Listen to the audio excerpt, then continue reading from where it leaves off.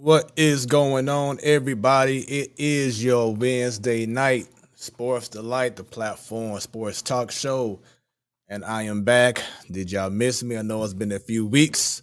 I am your boy Smooth. Thank y'all very much for tuning in to another edition. 5 years consistently every Wednesday, and it keeps getting better and better and better. Yes, that's that Midwest swing voice y'all just heard right there from your boy Smooth.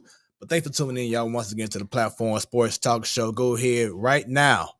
Take the time to go ahead and share this stream with all of your peoples. Let them know we have another fire, as you see, another fire show for you, for each and every one of y'all. Y'all know what I gotta do. I gotta go ahead and do my promotion thing. So follow us right now on Facebook, on Twitter. We have a Roku channel. It'll be uploaded on Roku right after the show ends. You can listen in on Hot 365 Radio, hot365radio.com. Live, or they got the app as well, whether you're on Android or Apple. Go to the Play Store, put in Hot 365 Radio, and you'll see the logo, and just download it. And listen to us when you're driving, doing your thing, or if you want to see us like you're doing right now. Hopefully, you're watching on Facebook and Twitter. And then when I bring in one of my co-hosts, I have it do the special part. You can also follow us on Instagram as well, platform Sports Talk. You can email us, platform sports talk show at gmail.com. Shouts out to the Ladies Night crew. They held things down last week. Every first Wednesday of the month, as you see on your screen, it goes down. So to Bunny, to Joe, to Miss Missouri, Michaela Money McGee, to Annie. Shouts out to Sharita, and also our newest member, Coach Dominique Stringer. Incredible job, incredible panel. Look forward to what y'all have in store for July. And then, of course, every last Wednesday of the month, you have the Man Cave. And if you haven't followed our page, we have a new edition. It's going to be dope. The legendary. This man here used to be on Q95.5 here in the Lou, doing big things. And now he's joined the Man Cave, none other than Craig Black. So he'll be making his debut last Wednesday of the month. So stay tuned for that. Go ahead and leave them comments, them questions, everything right now, because the Platform Sports Talk Show, your Wednesday night sports delight, is here. And now, let me go ahead and introduce one of the co-hosts for this evening. She is the host of Ladies Night. She's so multi-talented. Sometimes she's cooking and on the stream live. Sometimes she's burping at the little one. She's parenting. She's doing it all, but she still is committed to the show. Last week, y'all saw her. She was a little bit down and out. She feels better, not 100%, but she feels better, and she's ready to speak her mind. Everybody show some love with the comments. What's up, Bunny? Uh-oh, you're on the mute. Oh, still on mute. What up, everyone? Happy Hump Day. Yes. How you be? Hey, it's Wednesday. I'm trying to get to Thursday. Trying. My glasses are lopsided. Says she's trying. She's here though. I'm trying, y'all. I'm trying. Yeah, so as I was saying, as I was bringing you in, I know that last week, it had a great show. So once again, shouts out to you and the ladies. But I know it was a little rough for you as the host, and I have a little cold, going on, everything. I know, right? I'm still trying to get this out of my system. Almost there, but not quite, y'all. But I'll survive, right? It's what we do. Yep, that's what. Well, I'll say I can't say we because I'm not a woman, but you know what I'm saying, I know that you can hold things down. So thank you very much for all that you do for Ladies Night and for the Platform Sports Talk Show. So now I can go ahead and say it because she's now on the screen. Definitely got to make sure, y'all, that y'all go ahead and go on YouTube, subscribe, click on that Bell, baby. Because anytime we go live, You back there, and you too will be notified. there you go. You up there in the crowd behind me. In the back. In the You back. say you down there. You say Mm-hmm. Billikens Hey, you players right down there. there. Hey, All hey. y'all Say gonna be you down notified. there. All right, there Hey, you go. Hey, it's a say party. you over there. Hey, hey. It's a party. It's a party. Shouts out to Waka Flock. I think he just graduated from college. Like what, 2 weeks ago or something. Okay, So Walker. I see you. I see you. yeah, doing big things. So our second, or shall I say third, panelist, he will be on later on as T-Bone Funk. He's currently in a Zoom conference doing his thing, but he'll be jumping right on in when he is available. Shouts out to Joe. She won't be on tonight, but shouts out to her. And of course to Stan as well. Love my crew. And we know we love all the love that y'all have been showing the platform sports talk show once again consistently. 5 years strong, y'all, and it just keeps getting better and better and better. You got Outside of five on it. right, Hey. outside of how you felt in regards to you physically, how did you feel the show went last week with Ladies Night and having the date the re-debut of Coach Dominique Stringer? I enjoyed the show. I really am happy Coach Stringer's part of the crew. Shout out to Money McGee as well. Sorry, Miss Missouri Money McGee. Definitely good dialogue, good topics. And realizing that after she told me it was Coach Miller's daughter, great, great guest. Can't wait for her to join us again. But definitely hit on good topics. I like her perspective, and especially, we always talk about NIL a lot because that's the latest and greatest thing. NCAA is, not what's the word? They're not having hands-on control like they do with everything else. So that's definitely going to be a common topic and forever changing. But yeah, the ladies definitely held it down. Good discussions overall.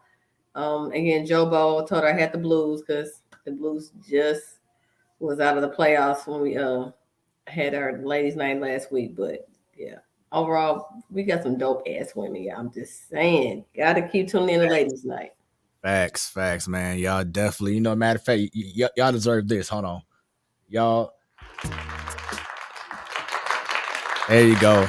Y'all deserve it, man, because y'all be holding it down. Yes, y'all do. Man, I'm telling you, it's like I say, and when I say this, it's not just a promo or whatever.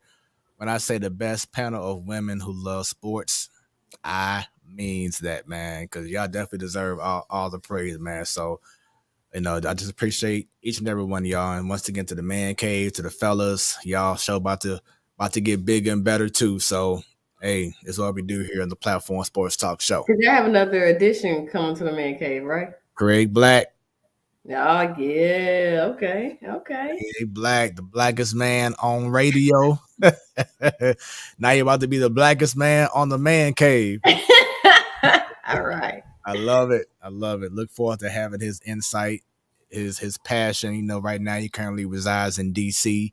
So Mm-hmm. there's a lot going on out there and it's just all around the world of sports, man. So look forward to having his input as well. Once Mm-hmm. again, leave them comments, y'all. Let's see them so y'all can be shown on the screen. This is being broadcast worldwide, y'all. So Mm-hmm. y'all can be famous for the next 2 hours. Y'all can be pretty famous. So bring them comments, get them shares going, and let's have some fun on your Wednesday night sports delight. With that being said, let's get right into it, Bunny. You now have my attention. What sports stories has your attention? I think I might know. So you probably gonna be on the same page on this one. No, but again, do you want me to wait since Lord? We'll just say one of them since you said it could be a couple of topics. If your name is Deshaun, I feel for you. That's one.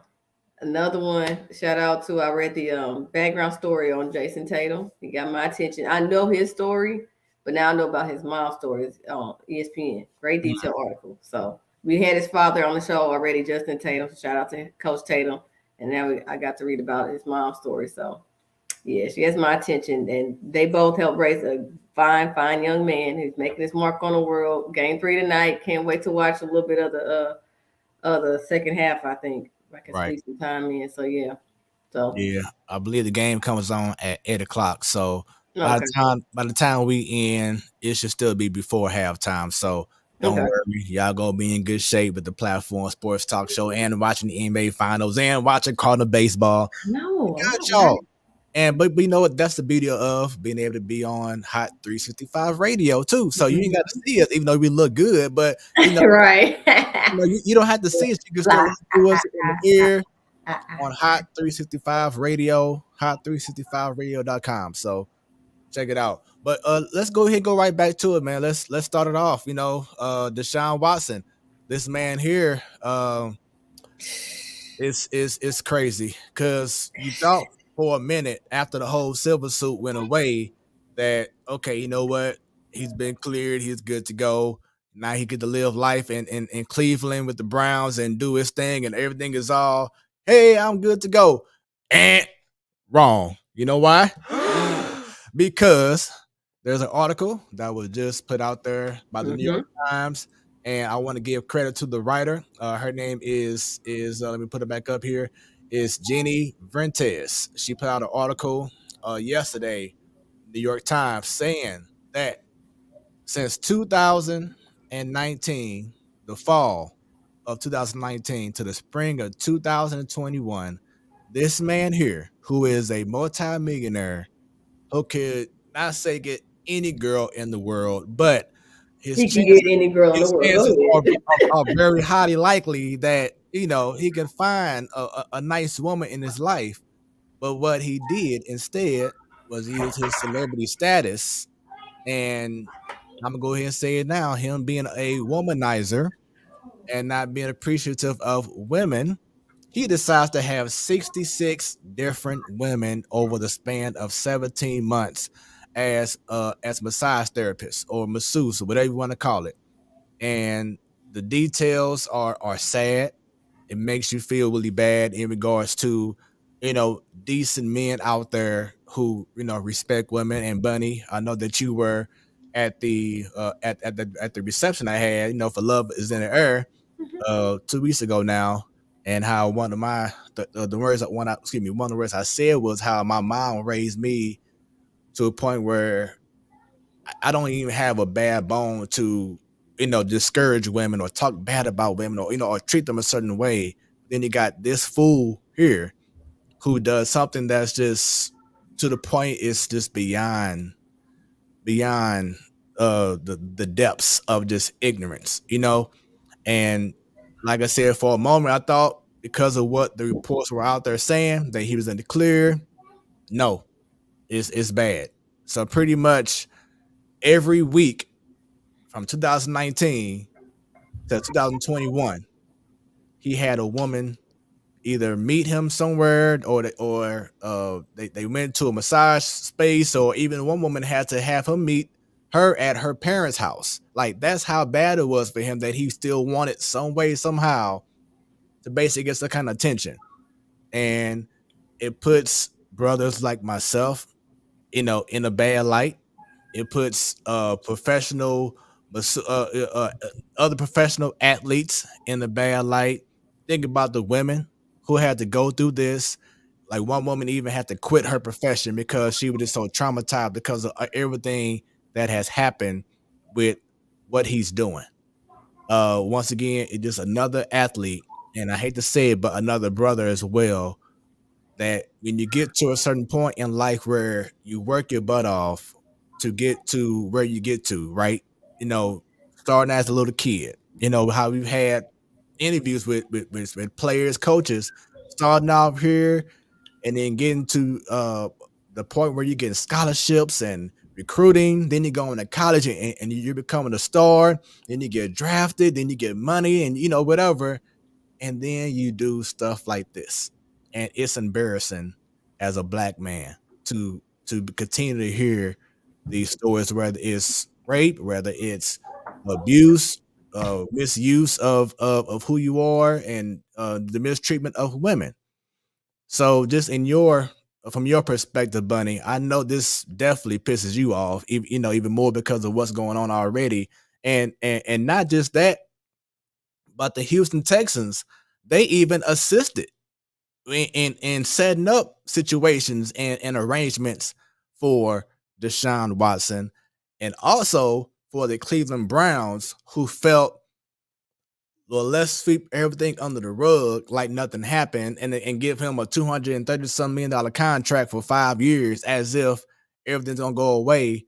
It's to the point now, which I feel he needs to be set up as an example where he shouldn't even be allowed to play football no more, because it's too much, it's too far for what he's doing, and a standard needs to be set. But what are your thoughts? A few things, but before I forget, the last thing he just said, he needs to not be able to play football. Hi, Miss Williams. Good evening, Miss Williams. But you said he needs an example needs to be made out of him and not play football again. But he's not the first, and unfortunately, I'm saying it probably will not be the last one in this situation. We can go back when the NFL finally started holding people accountable, and we're like, "Hey, Ray Rice, hey, whoever else behind him." But Deshaun Watson, this stuff is still coming out, and it's like, damn, it's still not over with. And the fact that I know regular people, regular guys that are womanizers, that I don't know if that'll push the envelope like he did. Maybe because he got money, but still, you're using your status, your fame to sit there and get over on women you don't have to. I never understood it about men, because when you hear other athletes, other non-athletes that are people that are millionaires though, or running things at certain companies, doing stuff to women, it's like, you got money, you can buy somebody. Why would you want to do this? And it's just beyond me, because I'm a woman, so I'm not gonna think from a male perspective or think I need to overpower somebody to get at them, but let alone say I need you for one thing and do another. But that time frame, you said 2019 and 2021, dude, really? Right. I don't know if he has any kids. Let's just assume he does. And you have daughters. Would you not ready to knock somebody in their face and let alone choke, strangle, or do something even worse if they did that to your daughter? That's the other thing. I know it's a spinoff from what you're talking about, but from Deshaun Watson's mind, any other guy that does this to women, when y'all have daughters, if y'all daughter come crying or saying some God did this to what you're doing to women, don't that hit home like, dude, clean it up? You could tell he just was arrogant, and that's why he kept doing it, doing it, doing it until he got caught. Exactly. Arrogance. But then I'm sorry for the Browns, because, like you said, they just paid this man a whole bunch of money, because I thought it went away. But I know I'm not a lawyer, but civil suits and lawsuits are different, or criminal cases and civil cases are different. So you can still be tried for the same thing under two different things, so it can't be considered double jeopardy. But still, I thought it was over, and here is the Browns, and then another brother. We every Another brother. Ooh, really, y'all? Come on, gotta do better. Got to do again. You're a male, so you know how some of the mindset or how some of these guys are moving. Why do you feel like you have to overpower somebody and do this after week after week? Just like with the gymnastics stuff that's about to come out, because another lawsuit's out there now. Mhm. You want to overpower women, like, you got money. Why do you feel like you gotta do this?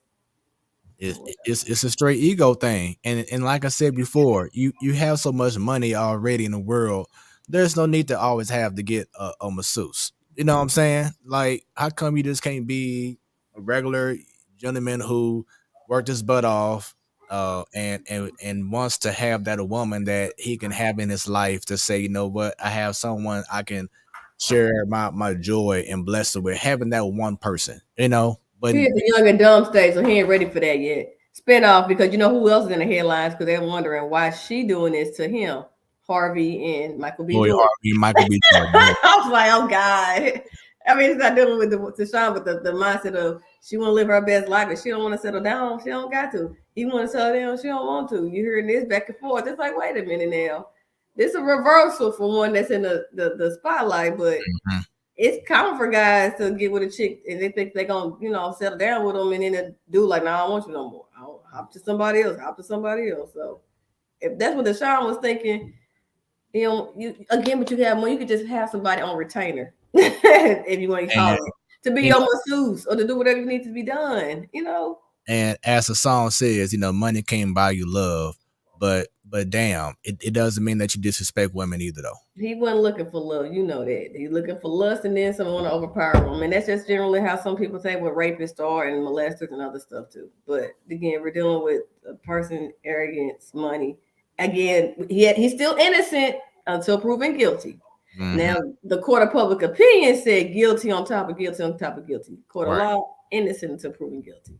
It's just too many women keep coming out, just like Bill Cosby. I thought he had it bad, but he making Bill Cosby look like a saint. Right.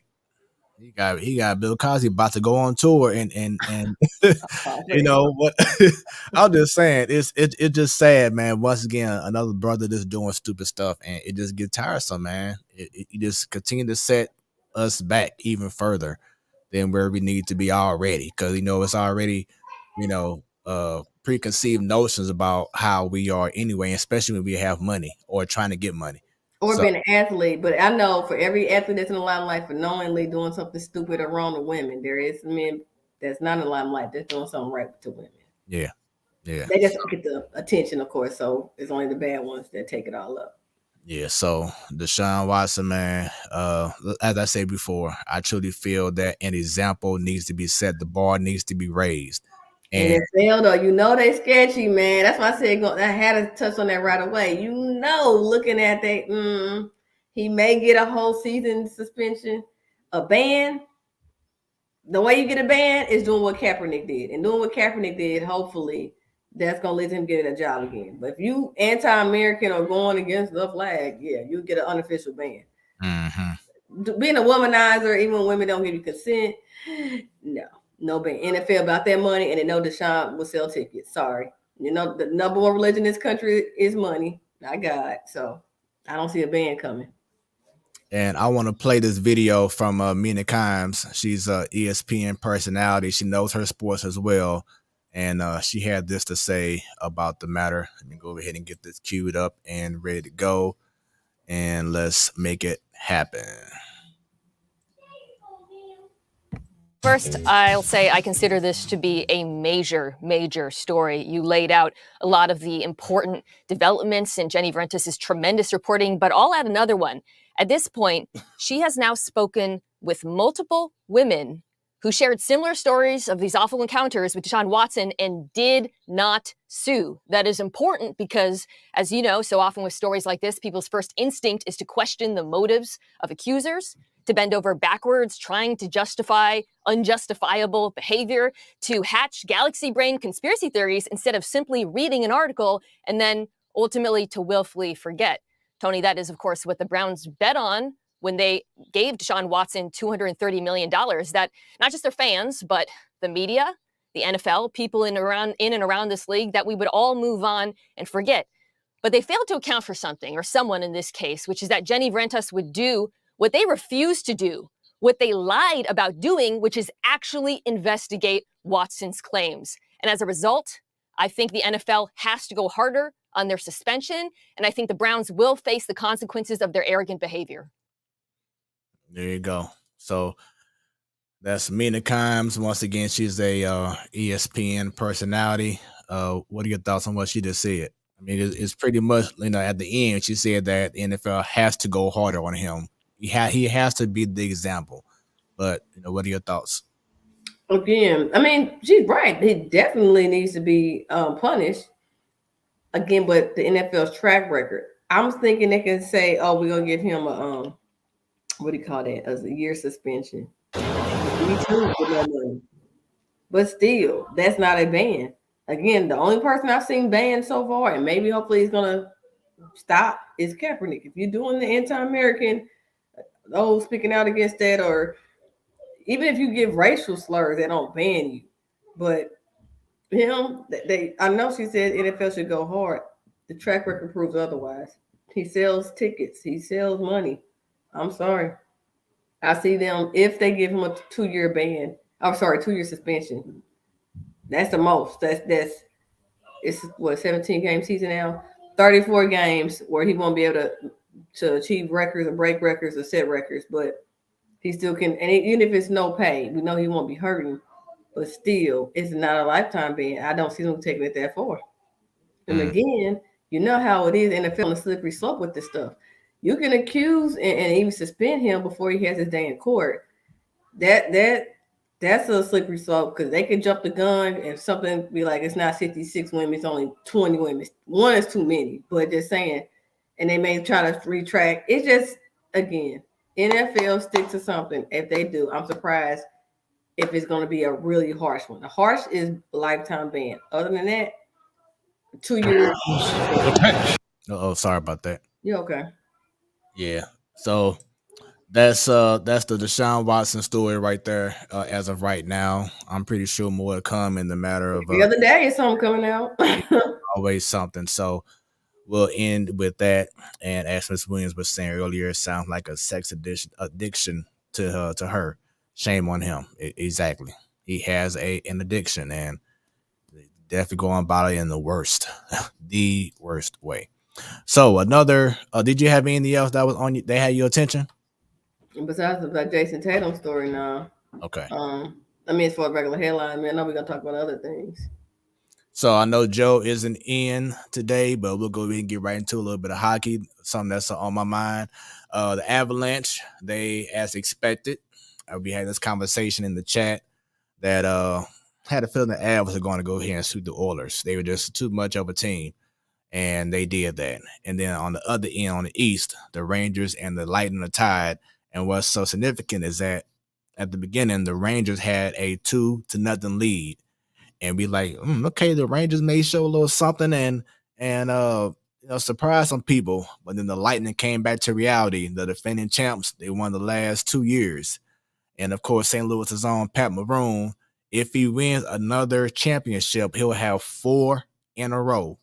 Really? 4? Yes. Maroon? I didn't realize that. Dang. Yep. So 1 with the Blues, and then it'll be 3 in a row with Lightning if they go all the way. So you got that look, man. That, it goes back to what I was saying. What I tweeted about yesterday. A conversation that you and Annie and Joe and Michaela had about the playoff seeding in the NHL.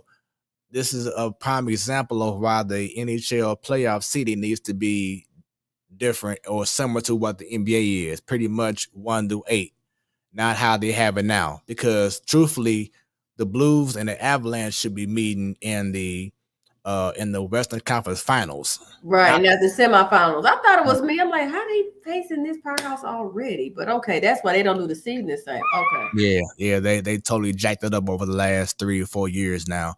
Now it did get it was in our favor when we won in 2019, but still, it just should be a better way of doing things, and just having the 1 to 8 system, that should be it. But we So shall there's a see. reason why. I mean, the NBA heard the backlash for like a few years, and they finally adjusted. So their way or a reason why the NHL hasn't adjusted that yet. I'm not sure. Just something that they were trying to spruce things up a little bit. But sometimes the best thing to do is nothing. Just let it be. Because that's how it is right now. I know the NBA added the wild card games and stuff. Now, whatever it is. The play-in games. Play-in game. They're good, though. It doesn't take away from the other excitement of regular people who you got to face. I like it. Just like they probably, may do the in-season tournament. Yeah. And it's still, the whole 1 to 8 at the end of the day. So that's cool. But hopefully they get things together in regards to the seeding with the NHL. Something else that is, man, when I saw this, Bunny, on Saturday, I felt like I had anger management issues. Okay. So do you see what I'm looking at right now? All right. So that's the Cubs. What's their catcher name? Hey, baby, stop. I'm not sure if that was Contreras or not, but okay. Here it is. It was Tommy Edman up to bat.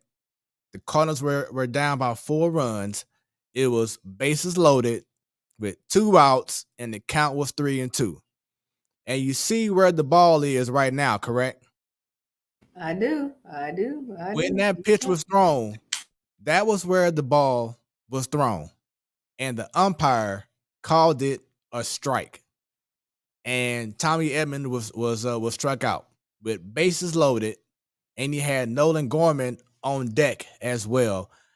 That moment changed the whole course of that game, which happened this past Saturday at Wrigley Field. They had that was game 1. Yeah, this is game 1 of the 2-game doubleheader. But that changed the whole course of that game.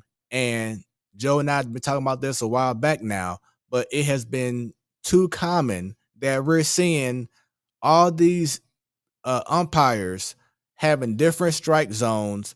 Sometimes it's real tight where it's right there on the line on the box and they're calling it a ball, or sometimes they're calling it a strike where it's nowhere even near the plate. The inconsistencies that we're still seeing right now with these umpires is terrible. And I want to show a second example. This happened last night. I'm about to play this video, and after you see this video, Bunny, give me your thoughts on this. Here we All go. out on strikes on a changeup is first time up.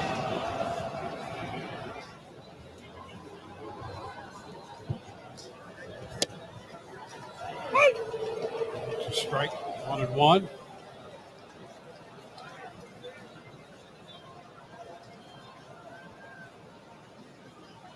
The great Albert Pujols. Now, mind you, it's 1-1 right here. Strike call. Pujols. Didn't like that one. He rang him up. Nick Marley rang him up, and Pujols turned around. He said, "That's strike 2." Watch the punch out. He's gonna get him. Yes, you're gone. He goes, "You know what? Let me count for you. 2." So you see right there. That one. He goes, and that. You see right there. And Bunny had to leave just for a minute, but she'll be right back. But as y'all see, just right there, the umpire, it was 1-1 count. And you ringing him up like he had 2 strikes. What is going on with these umpires over these last few years in Major League Baseball?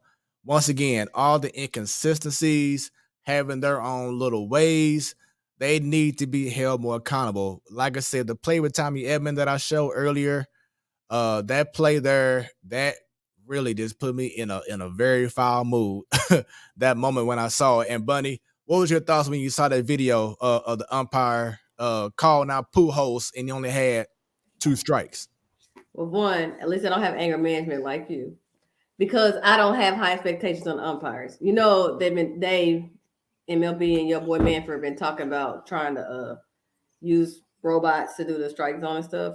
And that's an indication why. Why is it so inconsistent? How that HE double hockey sticks, look, because I got the baby here. Why is that considered a strike? Like, what in the, excuse me, what in the, you need an extra pair of glasses times 2. Do you need to see that's not? Again, I have low expectations. That helps me not get so mad. Because I feel like sometimes the little NBA games, same thing. Why are the refs inconsistent, calling one thing a foul and looking at blind out to another? Inconsistencies is horrible. But, you know, with Pujols, I don't know if they're doing it like how they do with LeBron, not getting the same calls like he did when he was like the man face of the league. And with Pujols, when he didn't get that strike call, I'm like, is that the reason? Because he's not the man like he used to be? Because do you think honestly, with these umpires, when it comes to some of the superstars, they'll give them benefit of the doubt and won't call a strike. This is a regular admin type player, even a Vader, they'll call a strike all day. Do you think that? I mean, but I think it may happen, but once again, the strike zone should be one set strike zone. It shouldn't depend. It shouldn't matter, or if this guy's doing it, or if this guy's at bat, or if this guy's pitching. That it should not be that. The strike zone should be the same all around. That's why more and more I'm getting into. Well, no, I think I've always been an advocate for the robot umpires, because I just feel like that's gonna be more consistent than the humans one. Than the human umpires. But I know that goes part of the game too. It's just getting. I mean, but yeah, the human element is part of the game, but the human element also is messing up the game. You're messing opportunity for guys to make more money, for teams to be more successful because of the lack of calls. Like, for instance, remember when that play in Detroit years ago when that pitcher should have had the no-hitter, but the umpire called the guy safe and he was when he was actually out. Could you imagine how much that pitcher's life could have changed if he would have had that no-hitter compared to, what I'm saying, now you're getting up a hit when it really wasn't a hit. It just stuff like that the consistency of umpires, the accountability, bottom line, needs to be greater in regards to these umpires. Ms. Williams says, could the pandemic have caused some veteran umpires to leave and less experienced umpires to be hired? It's very possible, but at the same token, you go to umpire school, y'all should. Umpire school. But I'm seriously, they do that. They have the They training. have to do it. whole Maybe maybe it's the refs do a little different, but umpire school or not, the one thing we know with umpires, they are consistently inconsistent. and that's the problem. But that's with anybody that's umpiring or reffing a game, from NHL, definitely NBA, NFL. We complain about them too when they had to strike with the referee, the umpires in NFL, and they brought the college points, and there was a big difference, and we saw that drop off. So it's gonna be an all up. You're gonna have it with the strike zone. I mean, people been complaining. It's nothing new, because some of the umpires that be in MLB probably want the strike zone off or wrong because it favors to a team or a certain player. I'm telling you, I believe it. If you get it to an admin to say, hey, let's give him benefit of the doubt and say that's not a strike, just like you would do that to Pujols, just like you do that to Harper and try anybody else, then what separates you from one to the other? You would think it should be consistent, but no, it doesn't help. You need these stars to make sure they get stuff in their favor compared to the regular average MLB player. And I know these umps know that, because you know how they operate. Every game, like you had the same crew for the whole series, and they rotate every game. Somebody goes home, somebody's first, somebody's second. So you're dealing with the same crew for each series, but they're just a different portion of the play that they're refereeing or umpiring. And again, just from that standpoint, you already know it's going to be some inconsistencies because it's changing in the same series for what somebody get from one game, the next game totally different. It's weird, but it's not, because it's human nature. I'm gonna be lax on my strike zone today because it's hot out here. I'm ready to get this game over with. Other ump is like, nah, I'm from the old school. I'll make sure letters to knees. That's it. No room for error. Nope. Everybody's different, And that's why either the robot umpire is coming, or there need to be a point where call strikes so balls can be challenged. That may be coming too. I was thinking about that. So how we do it, where you can, right now in MLB, you can do what challenge one or two things. I forgot. Yeah, 2 challenges a game. So do it if you want a strike zone when it really matters. 7th inning on, you can challenge only 2 of them, right? And again, how you do it in NFL. If you lose your challenge, you lose a timeout. Well, MLB, if you lose your challenge, you get an out or something. That's what they're doing now. But that'll help a little bit. Because when you go to robots, though, we can complain, but dealing with baseball, your eye really got to be keen in where that ball is landing in the catcher's mitt and where the zone is. So I can see robots can get it together, but they also people can complain about them too. Because they're going to be so strict where, sometimes you want the umps to get a little lenient, because how Pujols sits, his batting stature is different from Edman, different from Bader, different from Molina. So everybody's not going to stand the same way. So everybody's strike zone should be consistent, but the robot's not going to give you any room for error, and everybody's going to be like, no, but that's how Pujols stands. So he definitely should have them room for error to have a strike zone bigger. Everybody's going to be different. Robots going to get everybody the same, and sometimes people going to have an issue with it. But nowadays we're living in a world where people need to learn how to adapt. So you got to do it. And before we continue on, let's go ahead and add our third member. He's here. He's suited and booted. He got the suit jacket on like he came from Channel 5 News or something. Oh, everybody, welcome in. He's holding it down right now in Orlando. T-Bone, what's going on, brother? I've been a little busy. Got a little, things went a little over from what I was expecting, but. This conversation here about baseball and umpires reminds me of my first favorite baseball player, and that was Andre Dawson. Oh, yeah, the Hawk. I don't know if you remember the issue that he had with Joe West. I think it was like in 91 or 92 or something like that, but Joe West called a strike on him, and he went off. They got into it. That's when he shoulder bumped him. Went in, he got ejected from the game, threw all the bats out onto the field. The fans of Wrigley Field were throwing cups onto the field. That thing lasted for like 10, 15 minutes, the whole situation. And something that I've started to see more on social media It's like every video they show of an umpire do something crazy, they now like hashtag it ump show. Because that's seriously what's going on now. It's starting to be more about the umps than it is about the game. And that's the problem that is going on. Whether it's NBA, whether it's hockey, whether it's NFL, whatever it is, it should not be about the umpire missed this call or the umpire did this or the referee did this. It should not be that should not be a headline at the end of the game. And that's what's going on right now. You're seeing more headlines about these umpires and referees. I think, hey, Miss Williams, I think what they should do is maybe don't implement the robot refs right away as far as like the official game, right? But it would be interesting to see, based on the pitches that are thrown, what the actual umps are calling as balls and strikes, and have a record of what the robot refs are calling balls and strikes to see like how many inconsistencies are there.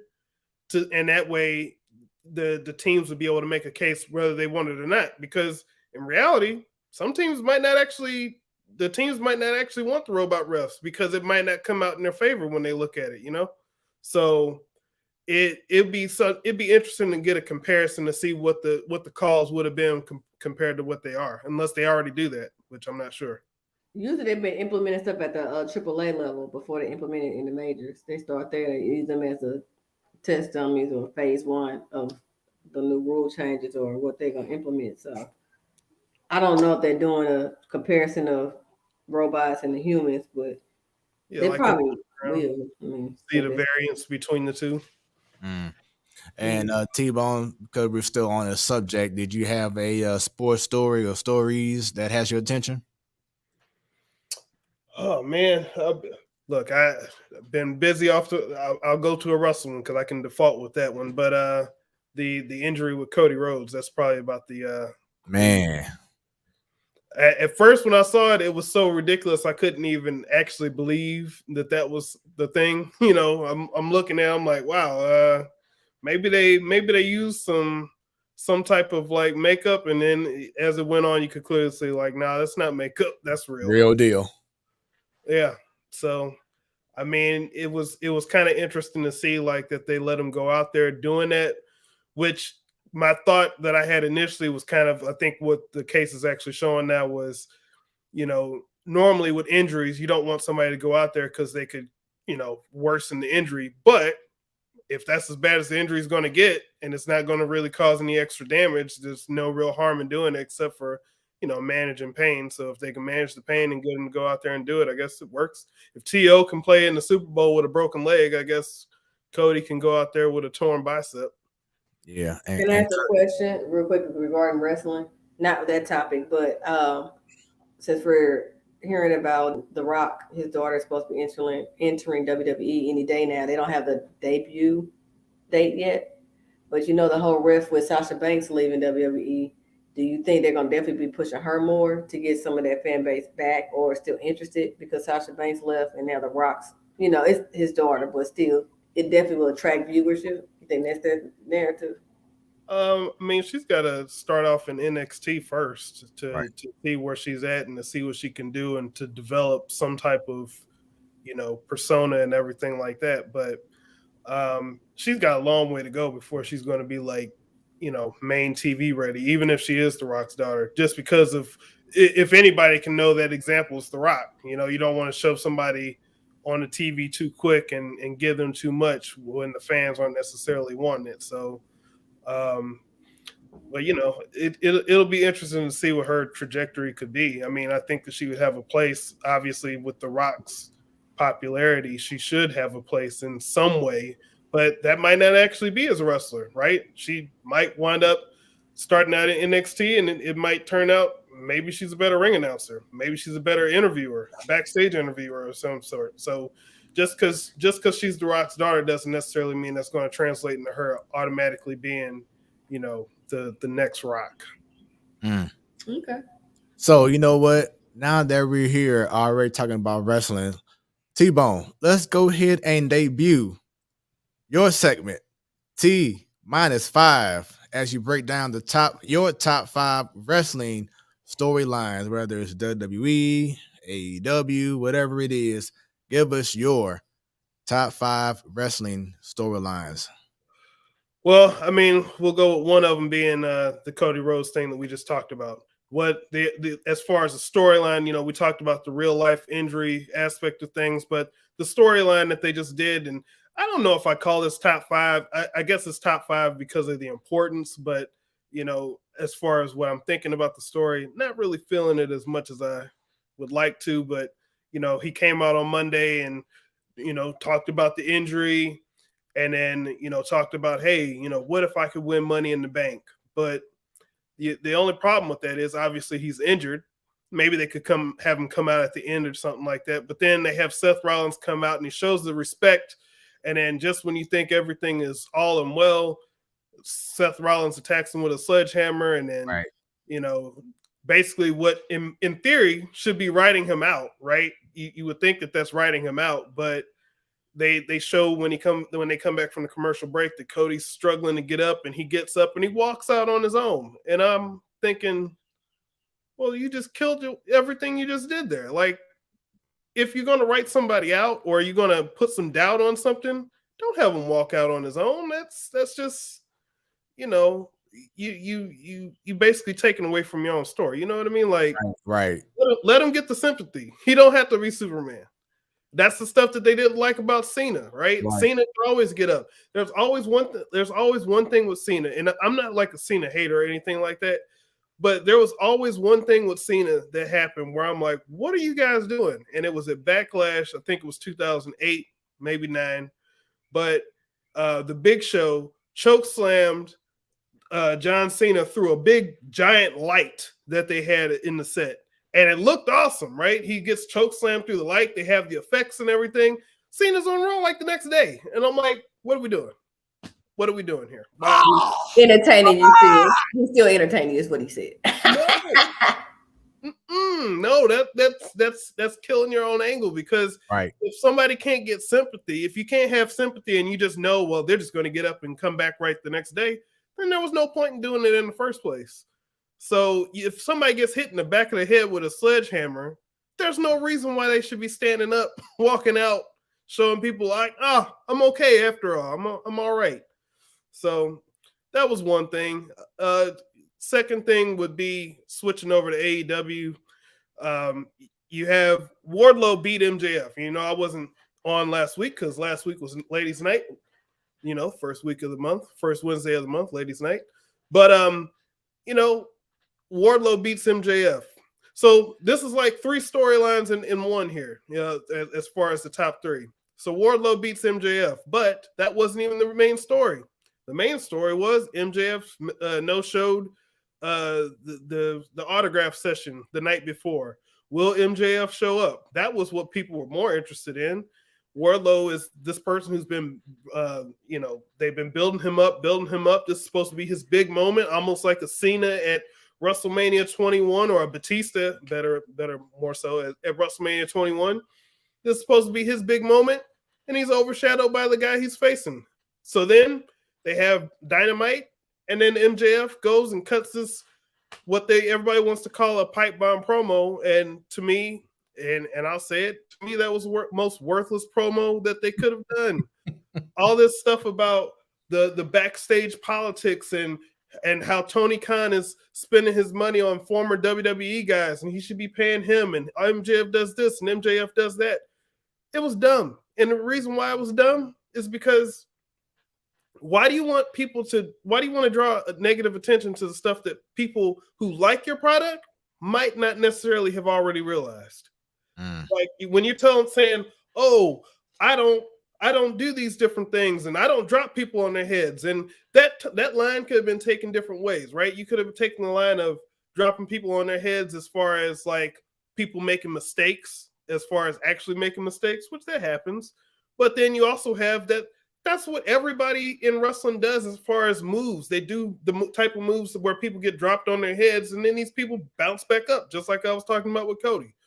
So, you know, you're drawing all these negative attentions from a guy who is supposed to be a heel, but he's saying things in such a convincing way where he's telling the truth, and he's good at basically speaking the truth of what he's actually saying. Like, it's not a good story. And you would think that you could learn from history as far as like, the WWE's had heel authority figures for like 20 years.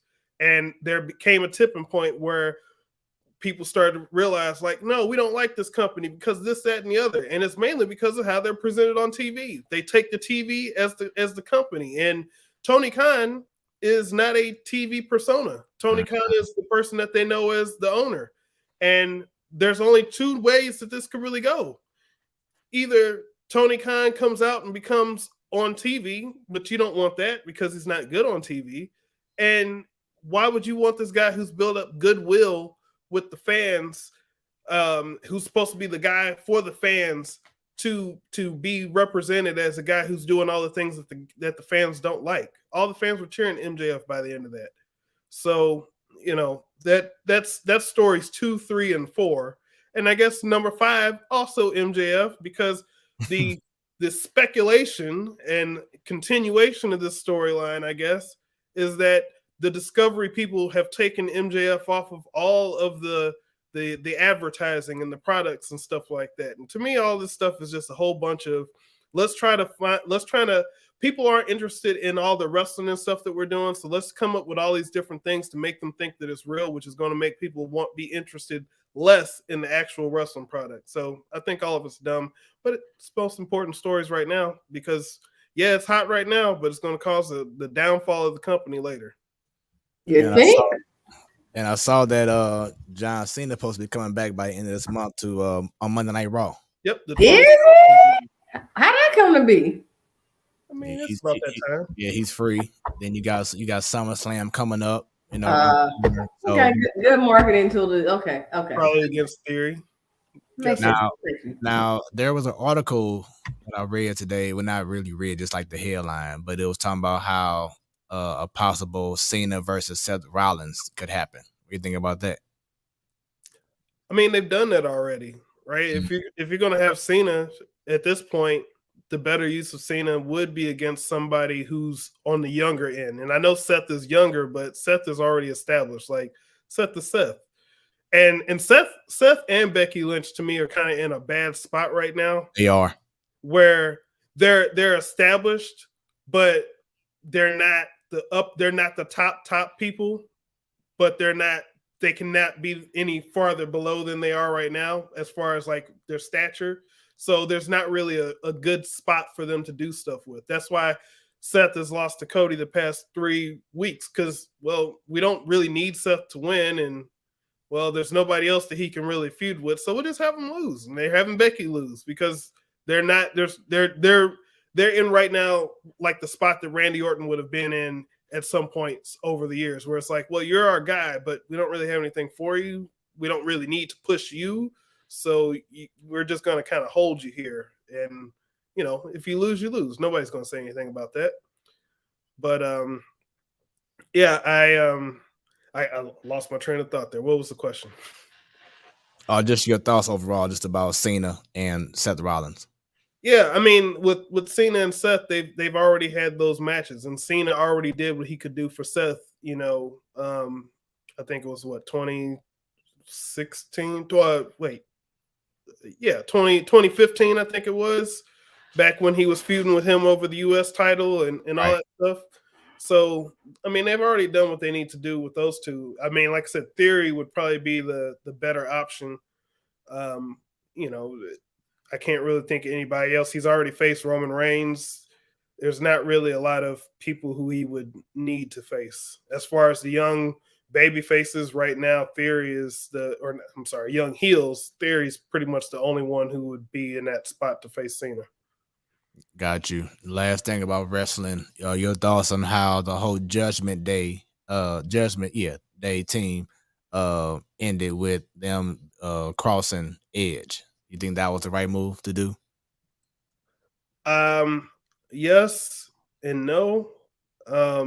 With Edge getting kicked out, I mean, it's not like Balor is like in his 20s, right? But television years, he's much younger than Edge. You know what I mean? Like he's younger. You haven't seen him as a heel on the main roster.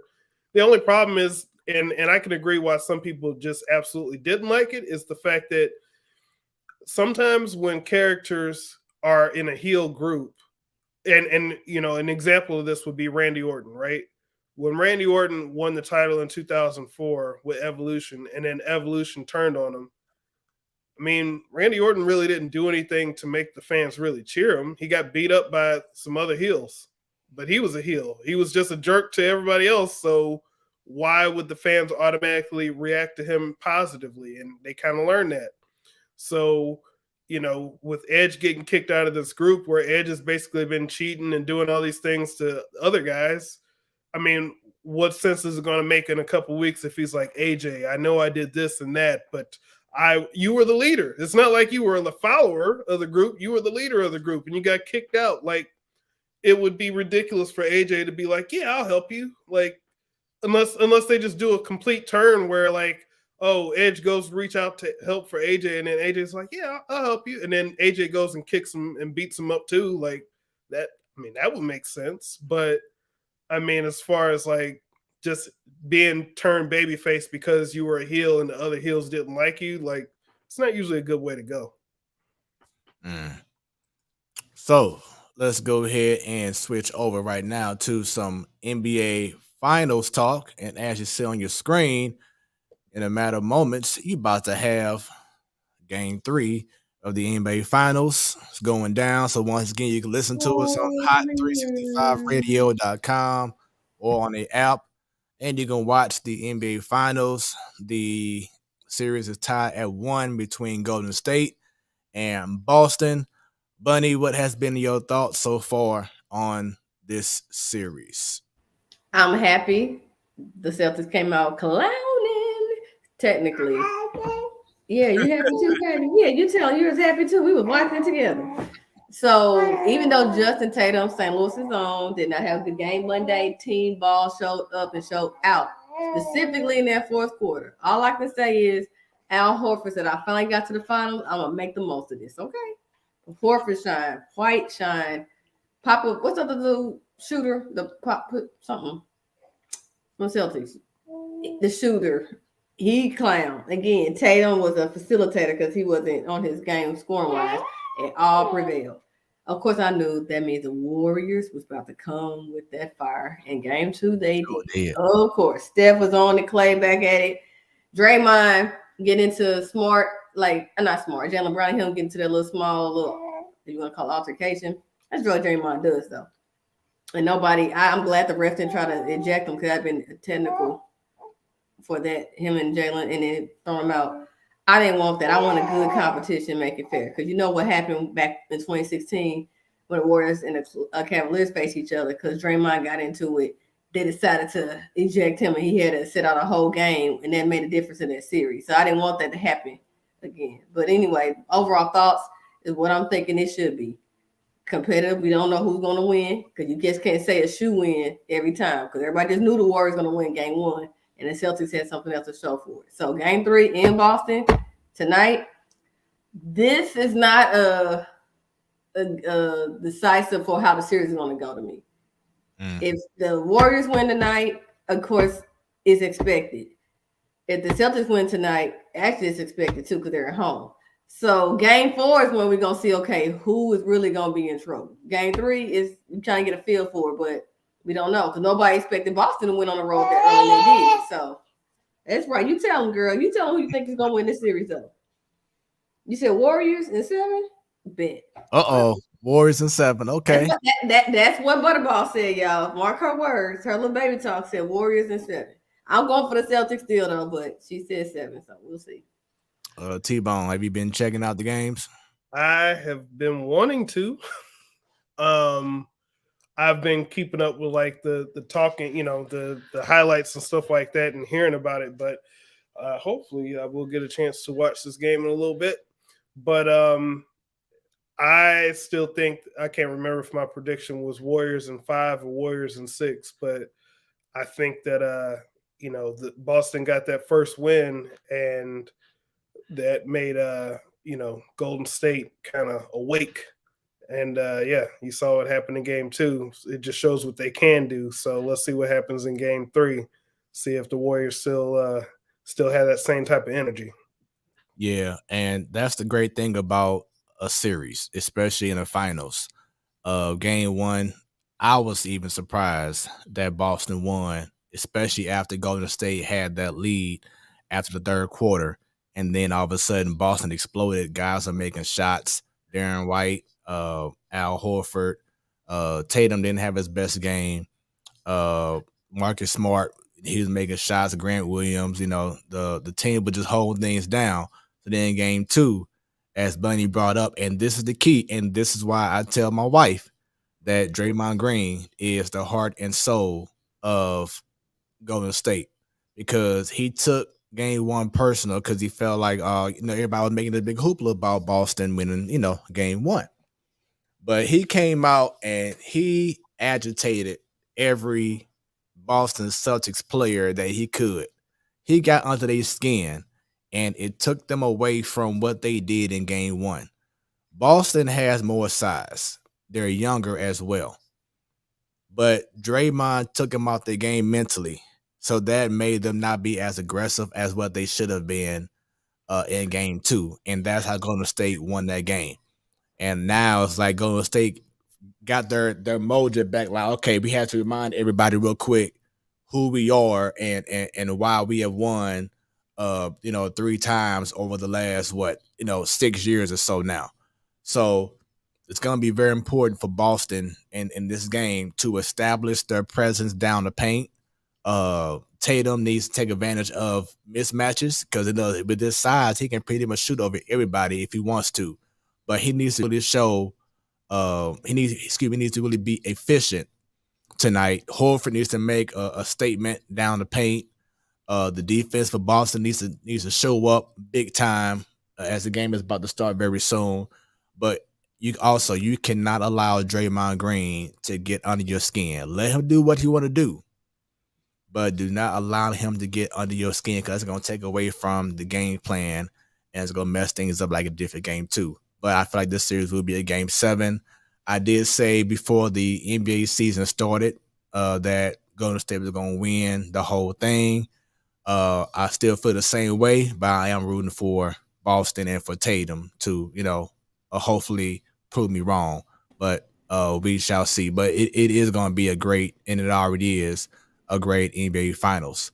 And one more thing that people forgot or didn't realize Boston had, because how they prevailed in that fourth quarter in game one, they have depth. They have a bench. I've always said this. You can roll the tapes back. When I say certain teams, they may be average in the regular season, but they're built for the playoffs. And this is one way how you're built for the playoffs. When you have depth or you have people that can still score when your starters sit down. We know the Warriors can do it, especially I know with Poole being a 6-man and, he plays like a starter anyway, that we know that they had it. But I don't think people realize the Celtics had it. And now, because I didn't realize, I'm like, oh, these boys are real. We knew they had defense. We knew Smart held it down defensively. We know offense what Brown and Tatum can do as a duo. But that bench they have, don't sleep on them. I'm telling you, that is going to be your X factor for them to be able to pull off an upset in this series. At least get it to game 7. So I'm waiting to see what they got else in store for us. Yeah, because the key is going to be the depth, but also now with youth comes a lot of inexperience. So especially in a situation like the finals, Golden State, they also do have depth as well. May not be as young as Boston, but still they have depth. So it's going to be about who can handle adversity, who can make those plays when needed, and can Boston really wear down Golden State like they did game 1? Now that Golden State knows how to prep for Boston, that's why they made that adjustment. So who's going to make the better adjustment going into game 3? And Bunny, I know that you got to go ahead and go. So you and the family, shouts out to you, and you have a good one, and we'll see you next Wednesday.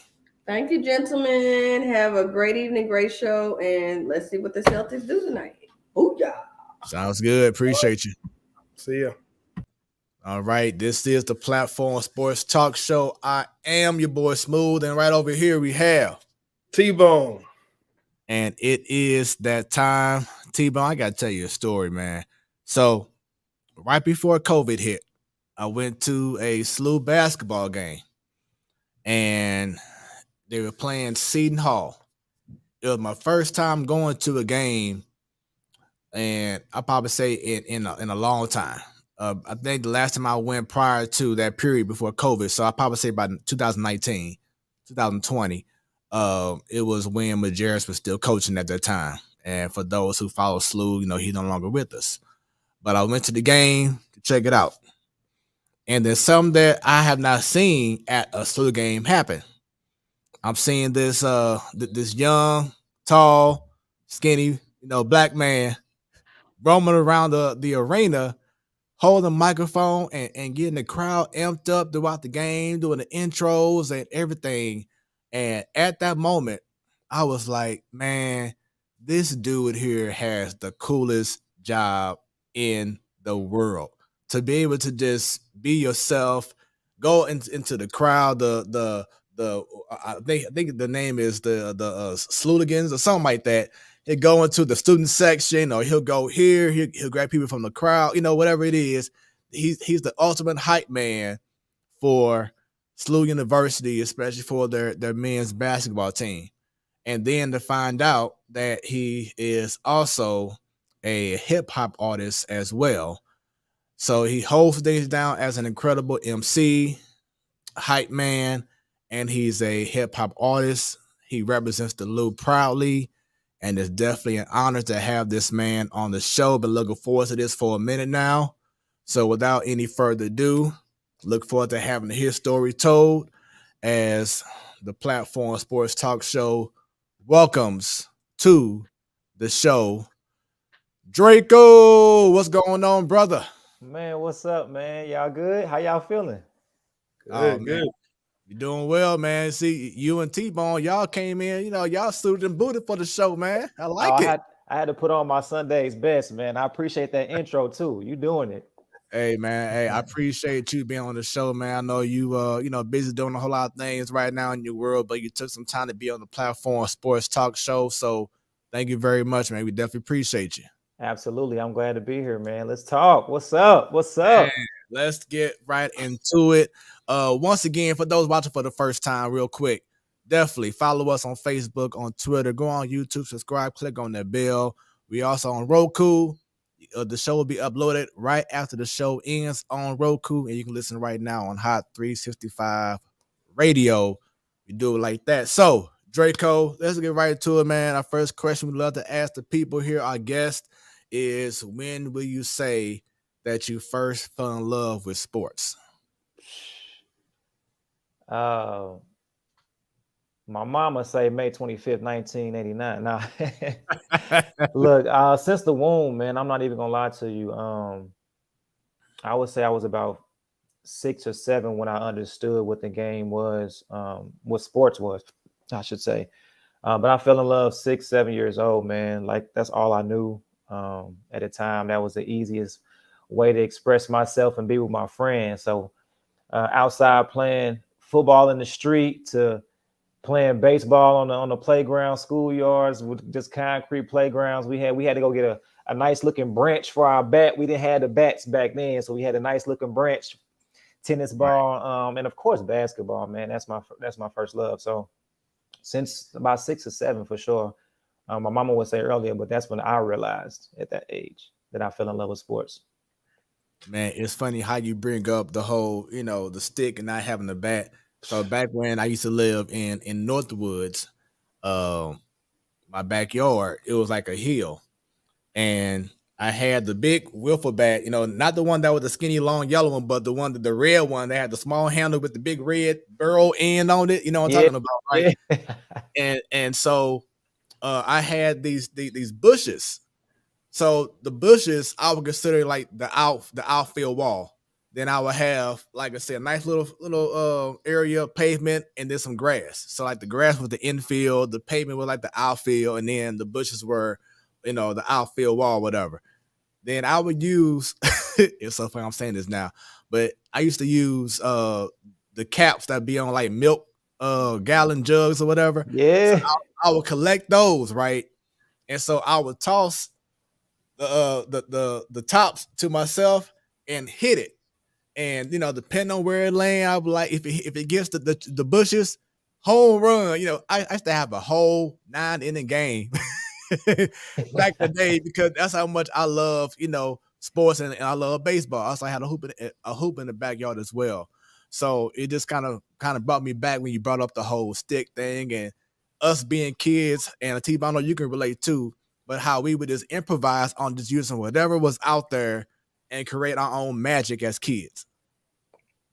I had a basket. Like when I was a kid trying to play basketball, like we had a basket. I don't even know why we had the basketball at the house at first, but I remember like trying to be creative same way. Like I remember seeing like this like basket that was around. I was like, oh, the ball could go through that. And I don't know how I did it, like 6 or 7, but somehow I mounted that thing up on a tree and would shoot the basketball into it. So that eventually inspired them to get me a basketball goal. And when you're an only child, especially at the time, when you're an only child, you ain't got nobody else in the backyard with you improvise. All right, I used to be like, all right, Jordan passes to Pippen, and I run over there, catch my own pass, and I shooting it into the goal. So yeah, I understand. You do what you can when you're a kid. Man. Oh yeah, milk crates and everything. All that. So Dre'Co, are you the only child, or do you have siblings as well? No, I have an older sister. And on my pop side, I have an older sister, younger brother, and then I have my younger stepsister. I don't call her my stepsister; she be my sister. My younger sister. But in the house, my mom was holding it down. It was just me as the only child in the house. My sister was older; she was in high school, graduated high school. So, by that time, she had her own place. She was living that life. But I was the only one in the house at the time. Okay. Mm-hmm. So as you said, basketball was your first love. So what was it about the game of basketball that attracted you first out of other sports? First of all, man, my mom's she introduced me to the game. Honestly, when it came to basketball, of course, we were outside with the friends, but on an organized level, she was the one who got me in Matthew Dickey's and the Herbert Hoovers and organized basketball. So that's how I got into it, was really through her. But I fell in love with it simply because I felt like the team atmosphere. I had never felt that before. Like the rise you can get from being on a team. I never felt that before in an organized way. So, and feeling that way with people that you didn't know before. When you come from the neighborhood, of course you have your homies in the neighborhood who know you, or your friends who know you. So you playing almost every day. But when you're meeting strangers or when you're meeting people, you find that common ground on the court. So that's why I fell in love with it. Just seeing how you can win with people that you never even met, but you find that common ground. Most definitely. How would you describe yourself as a kid playing, ball, playing ball or sports? Did you just play basketball? Was there other sports that you played as well? Nah, man. He laughed, T-Bone. He laughed. I told you, man, like I keep shouting my mom's out, but she kept me busy, man. Like basketball was the main thing, but I played soccer, baseball, track. When I was in middle school, I was in everything, man. Like basketball was the main thing, but I was in everything. I played everything, man. So yeah. Yeah, so pretty much just like we've been having a lot of coaches on and former players, how they all emphasize, do as much as you can as a kid. Don't limit yourself to just one particular sport.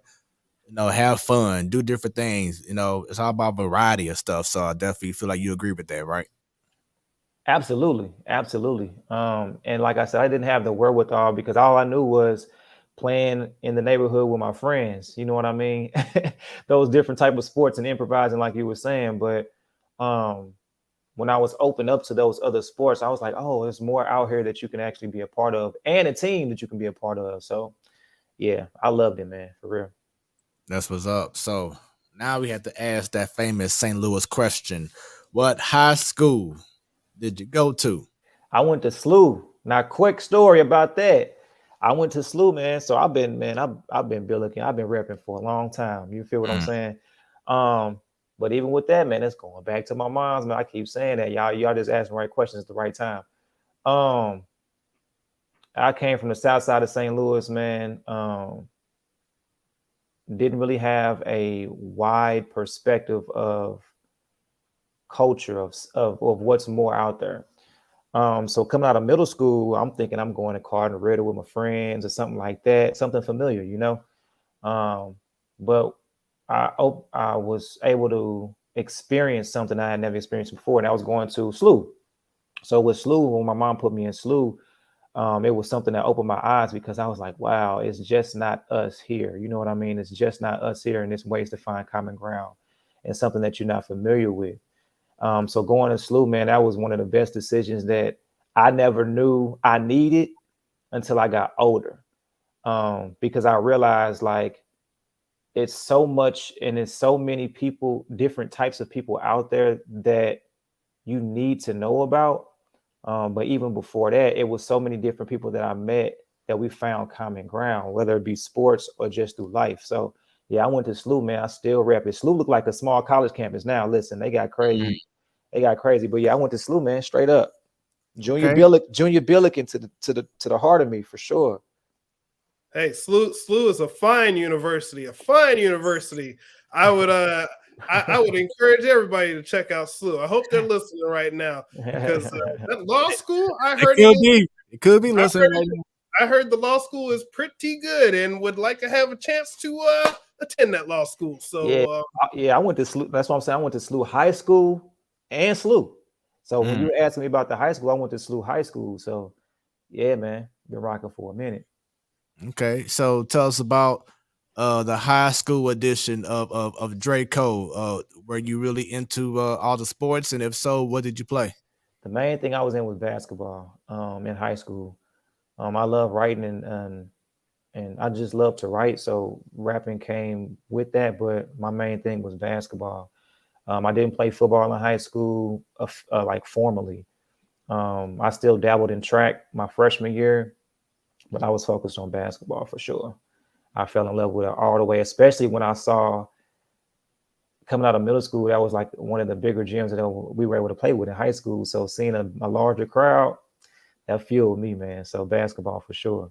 And your older self, how would you rate your younger self as a basketball player and throughout your career playing high school basketball? Oh, as a younger player, I was just going off my natural talent. So I was probably like a 7 or 8. If you talk about out of 10, like I was going off a natural talent. Like I commend the young guys now because they are learning stuff that even the pros are still learning at this point in time, but they're like 13, 14, 15, learning the game, not just different different moves or anything like that, but really learning the game. And I was just going off a natural talent. You know what I'm saying? I was just going off anything natural. I didn't really know the game until I got to college. And was able to experience the knowledge of the game. But I say about 7, strong 8, just going off a natural talent. I ain't know nothing. I was just out there balling with my heart, you know? So with you going to SLU University, was that off of a scholarship? Nah, I came in as a walk-on. I came in as a walk-on. So I didn't have that initial in high school. I didn't have that wherewithal of playing ball at another level. I couldn't see that far. And it wasn't until senior year where it was like, oh, this is something that I can do still after I graduate. You know what I'm saying? That was big to me.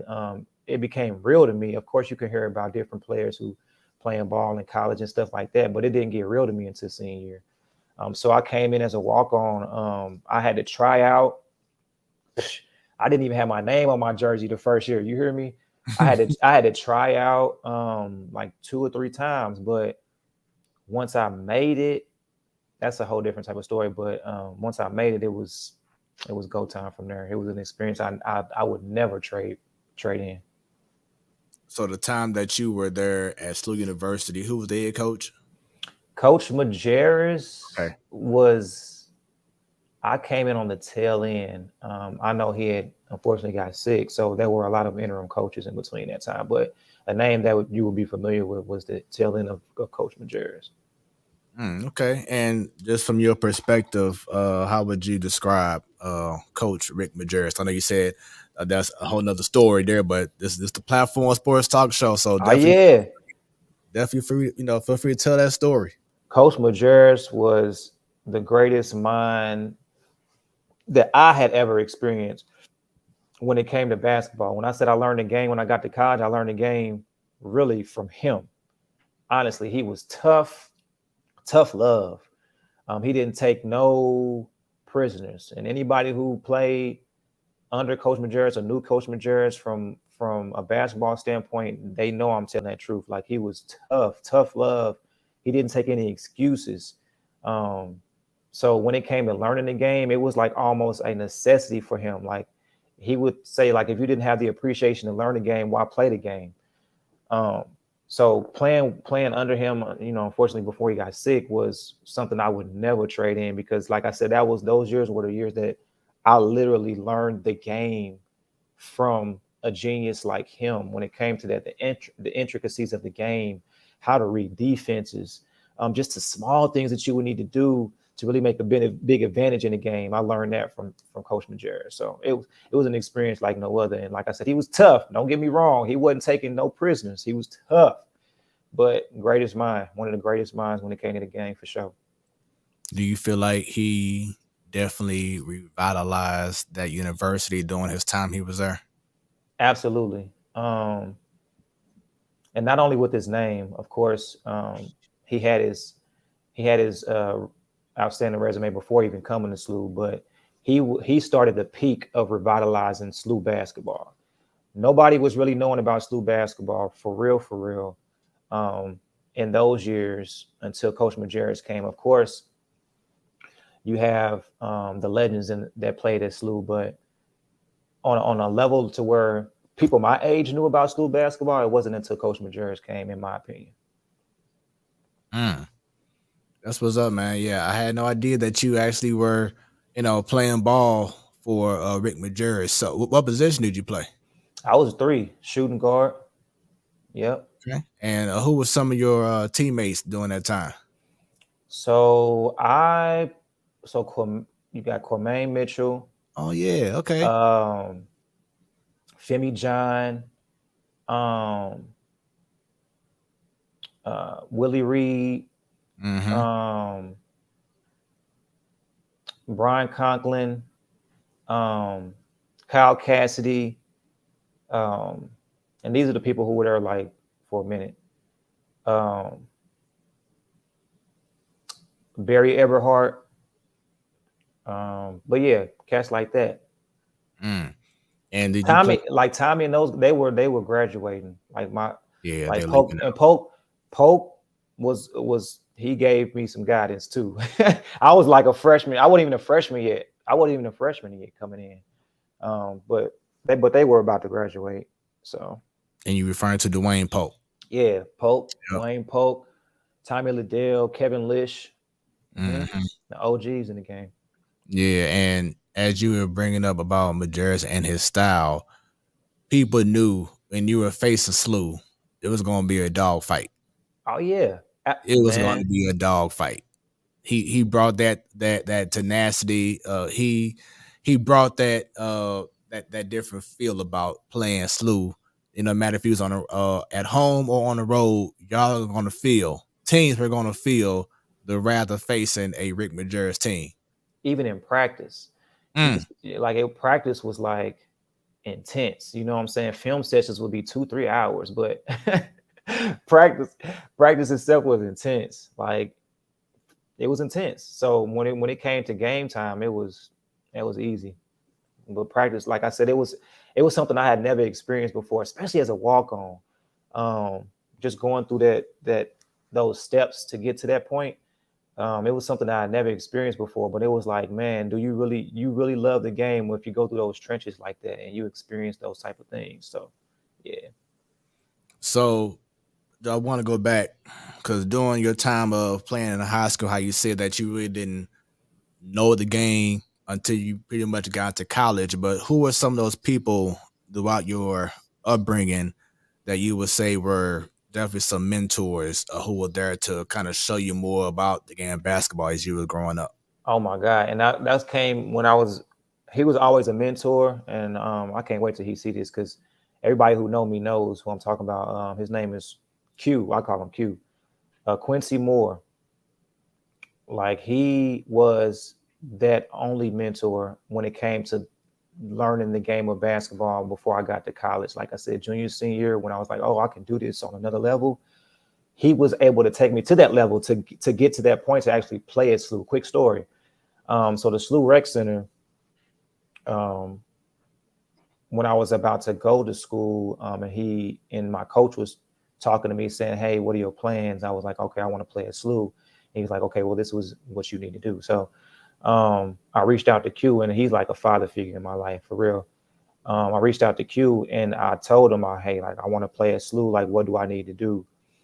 And he took me through an amazing preparation, not only physically, but mentally. So at the SLU Rec, we would have training sessions like 2-3 times a week. My mom's would drop me off, Q would meet me up there, or he might come pick me up from the crib, and we'll go through a set of drills. But not only the drills, he would teach me while we were doing these drills, obviously. But they were intense drills. Like he was saying, okay, you want to play D1? He always said, you want to play D1? This is what you need to do. You want D1, right? This is what you need to do. And one day, I'll never forget, one day we was about to wrap up a session, and Larry Hughes. So I don't know if you've ever been in the SLU Rec Center.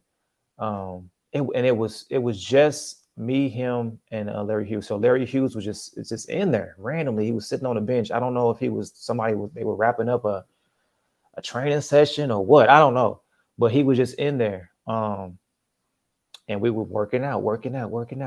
And I was like, "Dang, that's Larry Hughes." So I would look to my left, and Larry was just looking. We worked out for about 2 hours, drenched in sweat. So after the workout, he was like, "Now you see that? See who over there?" I was like, "Yeah, that's Larry Hughes." I was like, "Should I go talk to him?" He's like, "Nah, you don't have to talk to him yet because he already seen your work. He already saw you."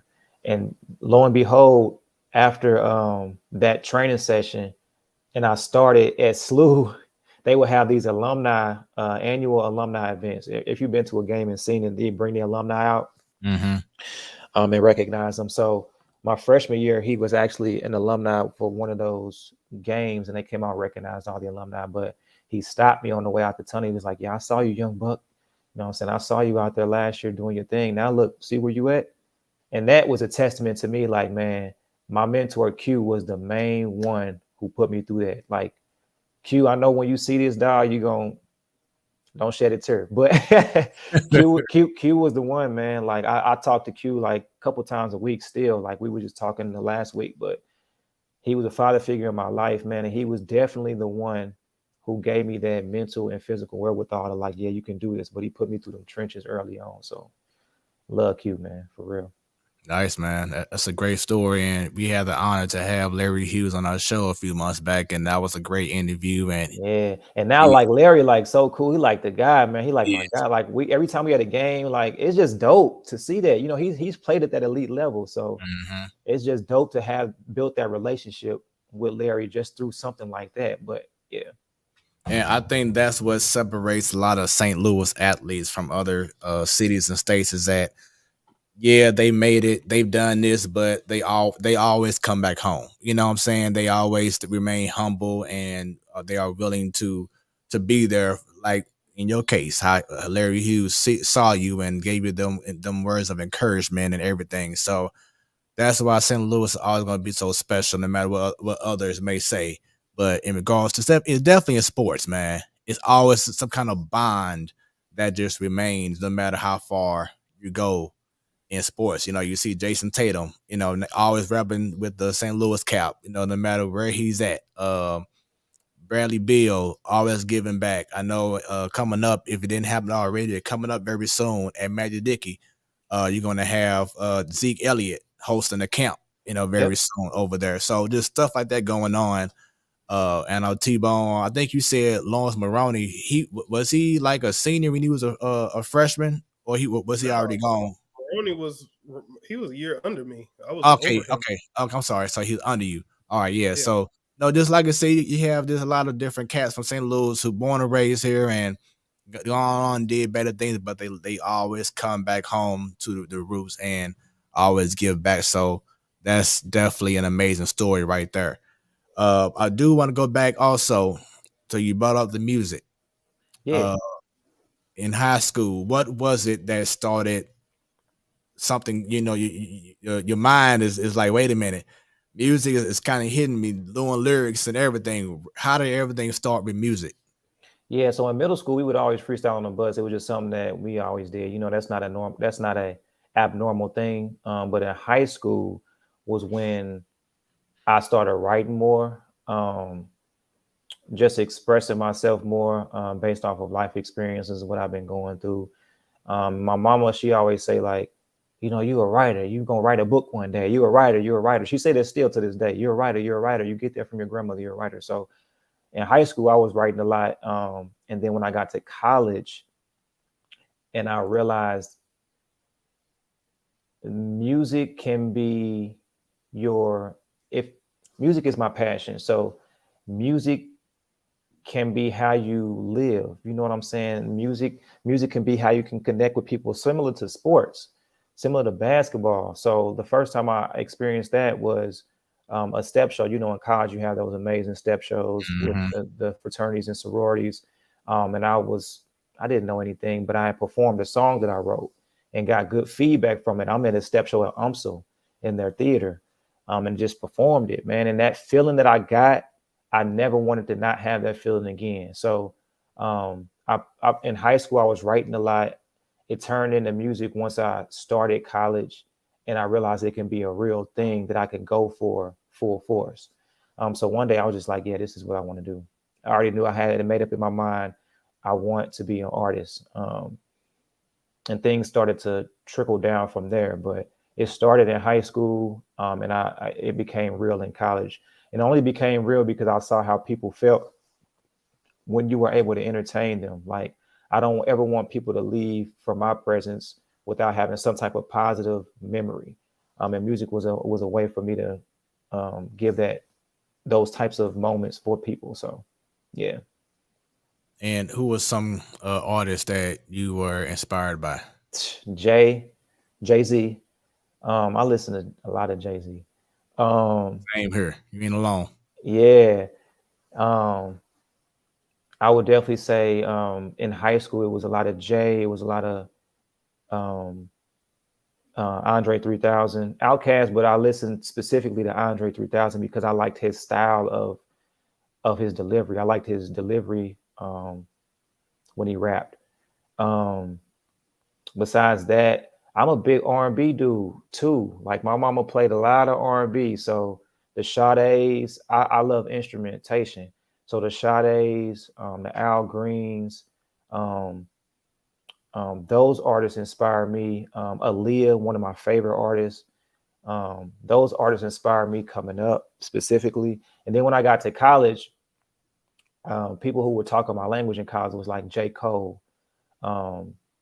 Kendrick Lamar, but mainly J. Cole, because he was talking in real time what we were going through in college. So those were the artists who inspired me and still inspire me to this day. Artists like her who inspire me to this day. I rock with artists like that because the reason why I love how they can tell their story and it's relatable, but it's slapping at the same time. You know what I'm saying? It's not always a think piece.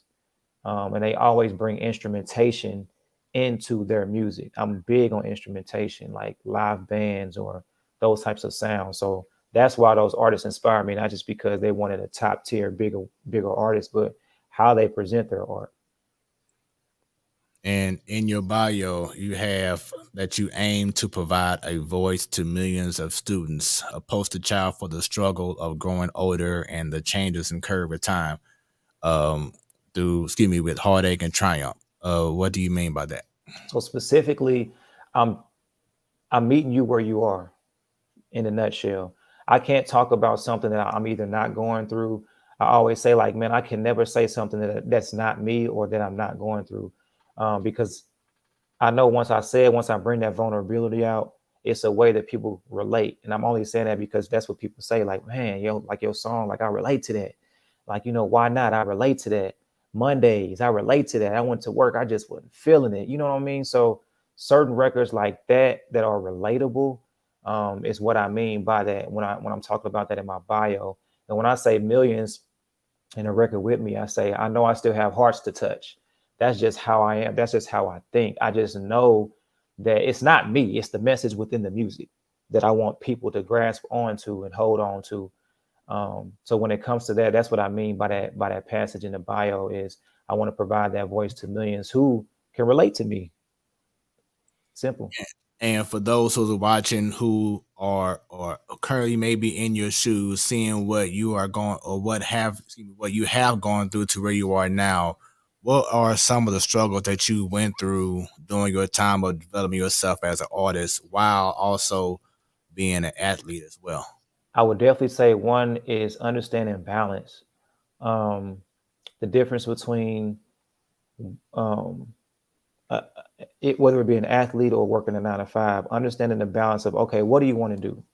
At the end of the day, what do you want to do? You can't teeter-totter. You can't teeter-totter this fence like, oh, I'm going to do this sometime or I'm going to do this sometimes. To me, there is no plan B. I had to learn that as I got older. If you want that plan A to work, 10,000 hours plus, stick to that plan A. Nobody can tell you, especially in today's time, nobody can tell you that your plan A cannot work. That's insane to think about. I don't think about plan Bs anymore.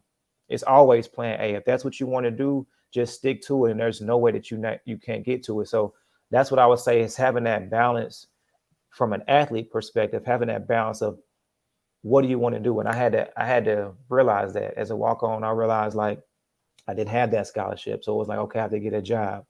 And then when it came to the music, it was like, okay, what you want to do? You want to work this 9 to 5 and do music sometimes? Or do you really want to do music? Do you really want to be an artist? Do you really want to perform? Do you really want to put out songs for the people? And when I realized that, I had to make the decision of leaving the 9 to 5.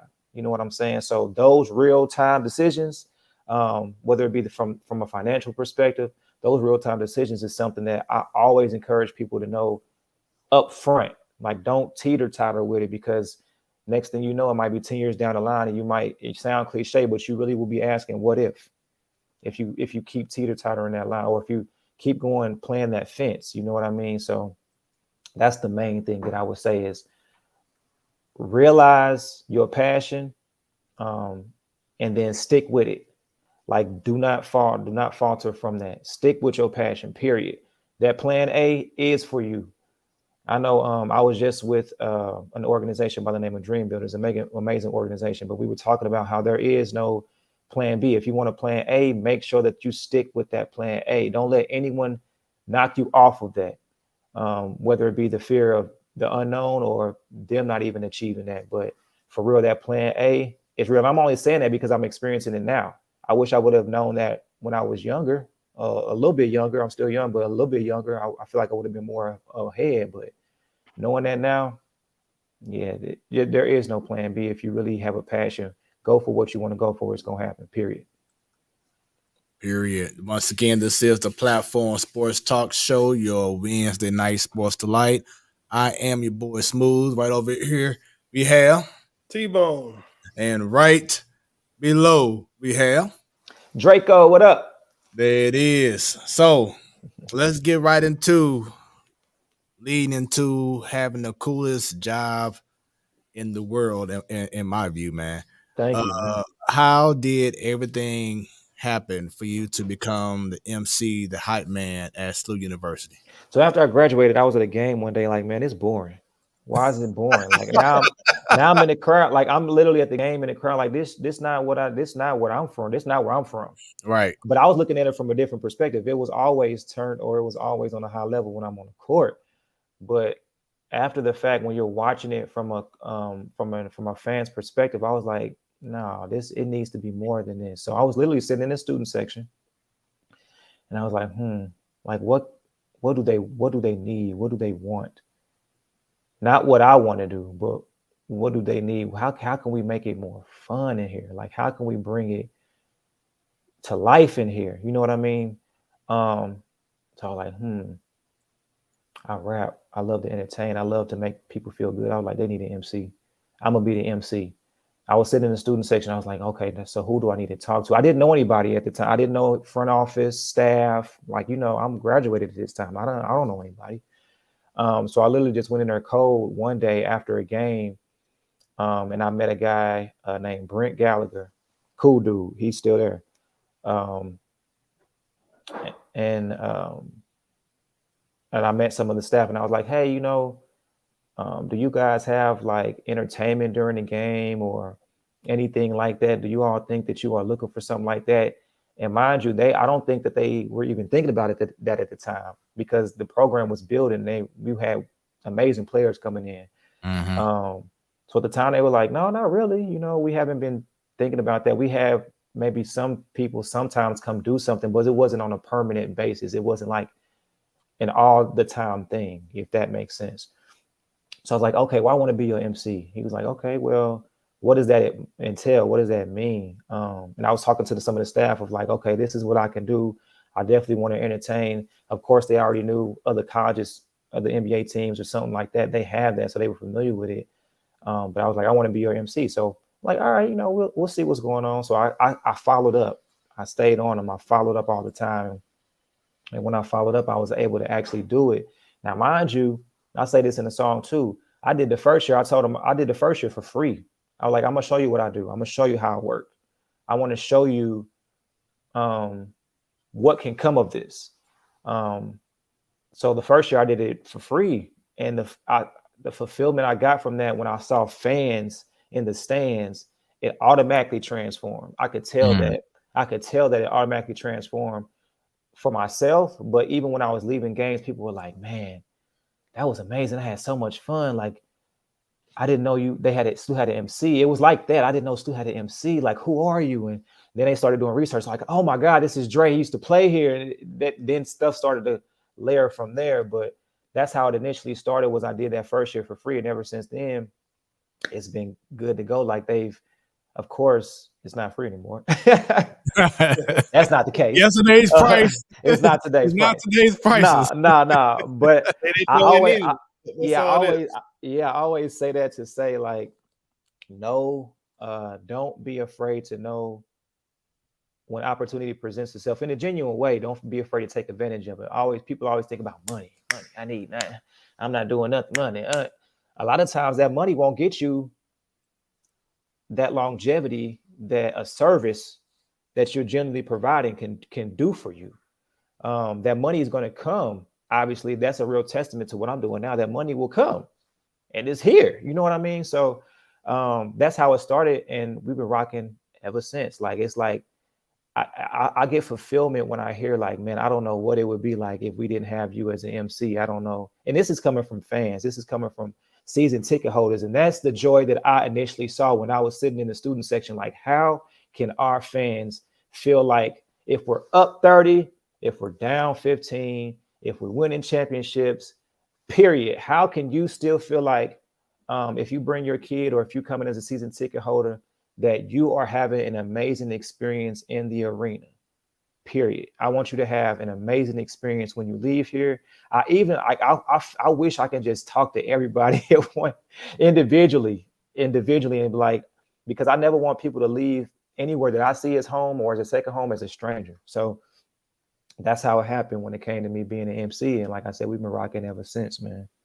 And T-Bone, I'm pretty sure, because Dre'Co, T-Bone is a former professional wrestler. So I'm sure. Yeah.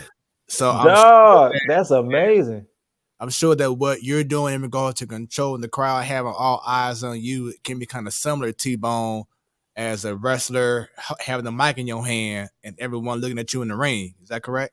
Smoooth, I feel like you be reading my mind when it comes to like booking guests, because like it's the idea. Sometimes it's the ideas. Sometimes it's the the reinforcement of ideas that I have, because everything that you're saying about what you were saying about the basketball games before and just trying to figure out like what could be the better experience is what I'm trying to do as far as my long-term goals with what I'm trying to do with this promotion. And I'm trying to get going regularly, because when you become a professional wrestler, you start off doing independent shows, and you're not seeing the crowds of thousands of people that you see on TV. You start out with 15, 20, 50, 150, smaller crowds. And like every time I see these shows, I'm like, why are these crowds so small? And it's not just because people aren't interested in the stuff. It's like people may come out there one time and then it's like, well, this was okay, but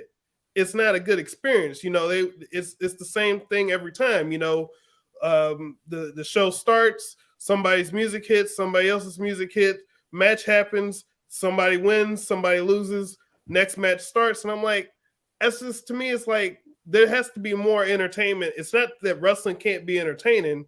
It's just that there needs to be more fan interaction, something else to get people excited, something else to keep things going. And MC is exactly like the idea that I had, because like last year I did a show or ran a show, and one of the things I wanted to do, instead of just having just the regular ring announcer, I was like, you know what, let's switch it up and let's try to have a DJ. Let's have a DJ do this instead of a ring announcer, and let's just do more stuff to get the crowd interactive. My whole thought was about basketball games was kind of like my mentality, because I'm down here in Orlando, and I think about like when I go to Orlando Magic games, I'm like, if a timeout happens, like they got the hype team out there, they throwing t-shirts to the crowd, they always doing some type of stuff, and that's the type of stuff that I want to incorporate into the shows. It's making it more of an entertainment, more of an event than just, oh, here's a bunch of wrestling matches that we're presenting. And like you were saying, man, first of all, if you need me, just hit me up. I'll be on a flight down there. I can do some couple of events. But no, as long as the schedules align. But no, like when you said 15, 20, like my mindset still, like, it's like, if it's 1 or 1,000, especially if they don't know you, if it's 1 or 1,000, you're going to be entertained. Like, why are we wrestling? Why are we playing sports besides the fact that you love it? Like, people love to see that. So in some aspect, in some respect, you're there for them too. You know what I mean? So it's like, why do you want to sell them short with just the routine of, okay, that was a good match? You're going to get that anyway with the entertainment level of the actual sport. But why not add more to it? So I definitely feel you on that. And that's something that's not normal. Like when it comes to wrestling, like you will be doing something that's amazing in that respect, in that field, because first of all, it's not tapped into like that. So that would be amazing, man. That I can just already see how that can be, because it already brings the crowd in. You're already inviting the crowd in even more. That's what it's about. You're just inviting them in, man. And I do want to ask this question, because of course not every game. Now, hopefully this season, because y'all have a great home schedule. Yeah. I mean, y'all have some teams coming to the loose. I look forward to being there a few times myself. In which, by the way, this picture here, my backdrop today, this is from the game where it was like a last minute game versus Iona, and last season with Rick Pitino came in town with Iona, and Slew won. It was a last second shot, pretty much, by Fred Thatch Jr. That game was crazy. The crowd came out. Once again, it was like a last 24-hour decision in regards to making the game happen because of COVID and certain teams not being available. But once again, the energy was crazy there. But just going back, we know that in the past there's been times in which there's let's see, I think it holds 10,000 people. So y'all may have sometimes 2,000, 3,000, or you may have that full capacity. When you come into a game and you see the empty seats maybe earlier or sometime late, and the energy is not there, how does that keep you going and motivated to act like every seat is still full? Because I don't see. Go ahead. I'm sorry. I'm gonna say, because I'm an artist as well. I'm a drummer. I'm a DJ as well. So not seeing a lot of people can sometimes be like, can I give it my all like I really want to? But then my mindset is, it may be 10,000, it may be 100 or 10, but it could be that one person that you can benefit that they can benefit off you, or you can have their mind be like, I like him. I want to have him or her to do something with me. So how do you come into a game, whether it's 10,000 people or 100 people, and you still have that same energy? I think about them. I don't see a seat as empty in that respect. I literally think about, okay, who's here? You know what I mean? I literally think about what I can do to entertain those who are here. So, but I get what you're saying. Like you want every event, every game, every thing that you're a part of to be packed out. You know what I'm saying? You want that. But how I keep that mindset is, like I said, if it's 1 or 1,000, I'm going to make sure that you have the time of your life, because like I said, again, I don't want people to leave a building that I'm present in with the feeling of, why was I there? I want them to leave with like, man, did you see? Man, we had so much, because those are the moments that you don't forget. You know what I mean? I like, even myself, and I'm pretty sure you guys can attest to that. When you think about those moments that you were a part of, even with your family or friends, those moments that were pivotal, you remember certain things in that. And I want to be a part of those aspects to where people remember those certain things. So I never think about like, oh man, it's only 5,000 people. Now, shout out to the SLU women's basketball team. We need more of you guys there. I say that every time because they play their hearts out. But obviously, we know that the attendance is not in the same range as far as the numbers when it comes to the men's games. But same thing. I walk in there and I feel like it's like, okay, now I get to talk to people more individually. Like, you guys are season ticket holders. Like, I've met people who are season ticket holders where games that it's not as packed, because I can really speak to them. So I always use that as a benefit, or I'm always optimistic in that respect, because I know that the people who are there, they are there for a reason. And I don't want them to ever leave that space to where it's like, I left Chaffetz Arena. Like I said, I don't care what the situation was with the game itself. My job is to make sure that whoever you came with, you have an amazing experience with the people that you came with. So that's always the mentality I take with me. First and foremost, I pray before anything. I pray because everybody, it's not like I'm every day for me is like peaches and cream. You know what I'm saying? Like, but when I step into that arena, I definitely pray first and foremost. And I ask God, like, God, I thank you for this opportunity, for putting me in this position. I just want to make sure that you continue to shine through me. I just want to make sure that whatever I deliver is received in the right way. So when it comes to entertaining the crowd, that's how I look at it. It's go time after that. So that's how I really go into the arena. Literally, like, I'm always hyped, because it's like it's people there, like you say, if it's packed or not, it's people there who were there for the first time, somebody's birthday. Like, it's just that real to me, to where I'm always thinking about that when I go into an arena. So it's never an issue when it comes to the numbers for me. It's about how did you leave that space? Did you leave the same way you came in, or did you leave with a positive aspect? Hey, empty seats are opportunities. You can entertain everybody that's there, but you can always look and see what could be done to fill those extra seats next time. Absolutely. And they can help you fill those extra seats. Like, man, did you see the game? The game was crazy, but then we did the half court shot and he came up and sat with us, or, stuff like that. Like, people think that's small, but it's not. It's not. When you think about an experience like that, those things are huge. Those things are huge, man. And it's nothing to take for granted. I remember in high school, because I was on the wrestling team in high school too for Normandy, and the basketball team, they have they winter tournament and everything, and the basketball team always have numbers. The wrestling team will be in that same arena and have like somebody's mom, and that's and I remember thinking even back then, like, can we get some entertainment, something to get some people here? And I remember the cheerleaders came by one time, and I feel like the cheerleaders came by because like something happened where it was a miscommunication, and they thought it was a basketball game happening that day, and they cheered for like a match or two, and then they left. And I was like, y'all, if y'all stayed, somebody might, it might help get more people here, So I understand, like even in college, I remember I was in the band, and I remember we always played for the basketball games, and the volleyball team was struggling with attendance.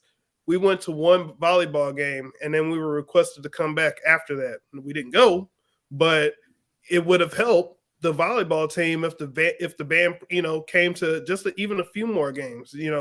Just that extra entertainment can help people out. And I think that schools should definitely consider that. As far as adding stuff to enhance the experience for people. Absolutely. And before we continue, for those listening right now on the Hot 365 Radio app or hot365radio.com, this stream, our voices will be gone probably in a matter of minutes. So go ahead and head over to Facebook or Twitter or YouTube and tune in and see our beautiful faces and enjoy the conversations as we get past the 9 o'clock hour very soon. But going back. And wait. And don't just enjoy. When you come to YouTube, hit that subscribe button. Hit that subscribe button. We're trying to get to 500 likes by the end of this month. We need everybody's help out there. So if y'all listening, tell your mama, tell your friend, tell everybody out there. We trying to get to 500. Help us out. We here for y'all every week. First Wednesday of the month. You got Ladies Night. You got the Platform Sports Talk Show. The next couple weeks after that, 2 or 3, depending on how the month lies out. And then at the end of the month, you got the Man Cave. So, check us out. The end of the month, Man Cave. That's the last Wednesday of every month. But for right now, this is the Platform Sports Talk Show. Go ahead and give us that like on Facebook, or like us on Facebook too, and YouTube. I love it. Had to get that out the way. I love it. That's the energy, man. That's the energy I love. I love it. So our faithful follower, Miss Williams, she says the women's games don't get the media exposure as the men's games do. They only get attention when they win a championship, and by then the season's over. Your thoughts on that? She's absolutely right. I'm always, it's in my mind is SLU, period. It's St. Louis University. So they have amazing opportunities for more fan engagement.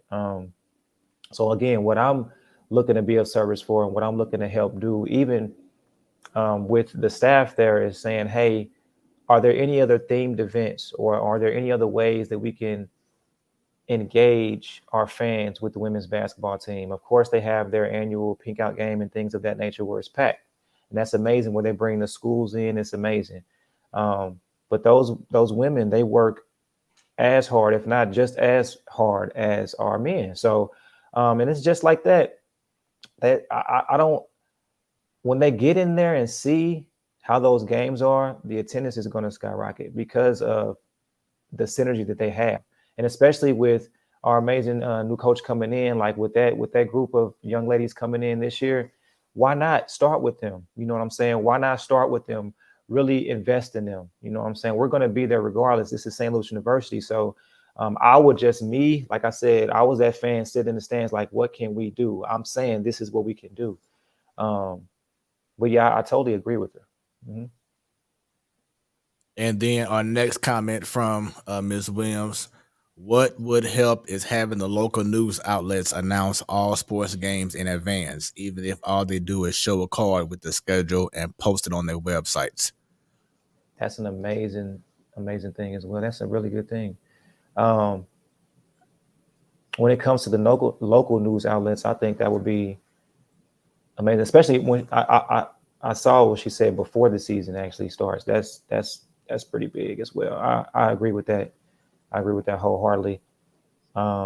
Even when it comes to the website, I think social media is so big right now. And we're starting to do that a lot more as far as content, not only showing the games themselves or the highlights, but the process.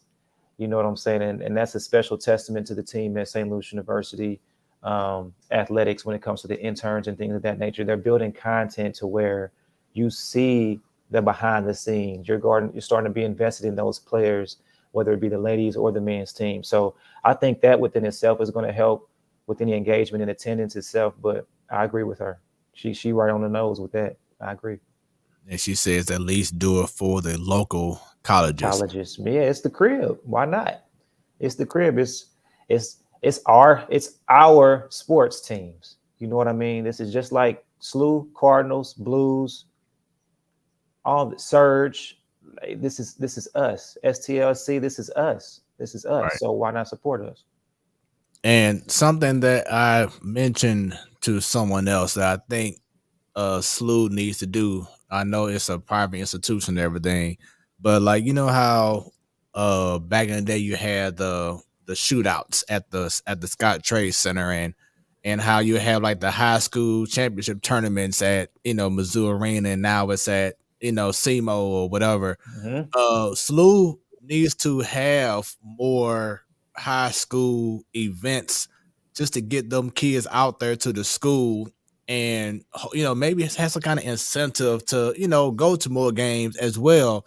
I think that they need to come up with something just to bring more top recruits and everything to come to the Shafits and play games. What do you think about that? I agree with that. And I think they've started doing that when it comes to not only their summer camps, but now that we have a lot of more homegrown talent that we've had in the past that we have not had. In previous years, they're starting to push more for that. And not just the normal camps that you have, but I know that next year they're looking to bring more high schools to, not even high schools, but like sororities and fraternities. We tried to do that last year.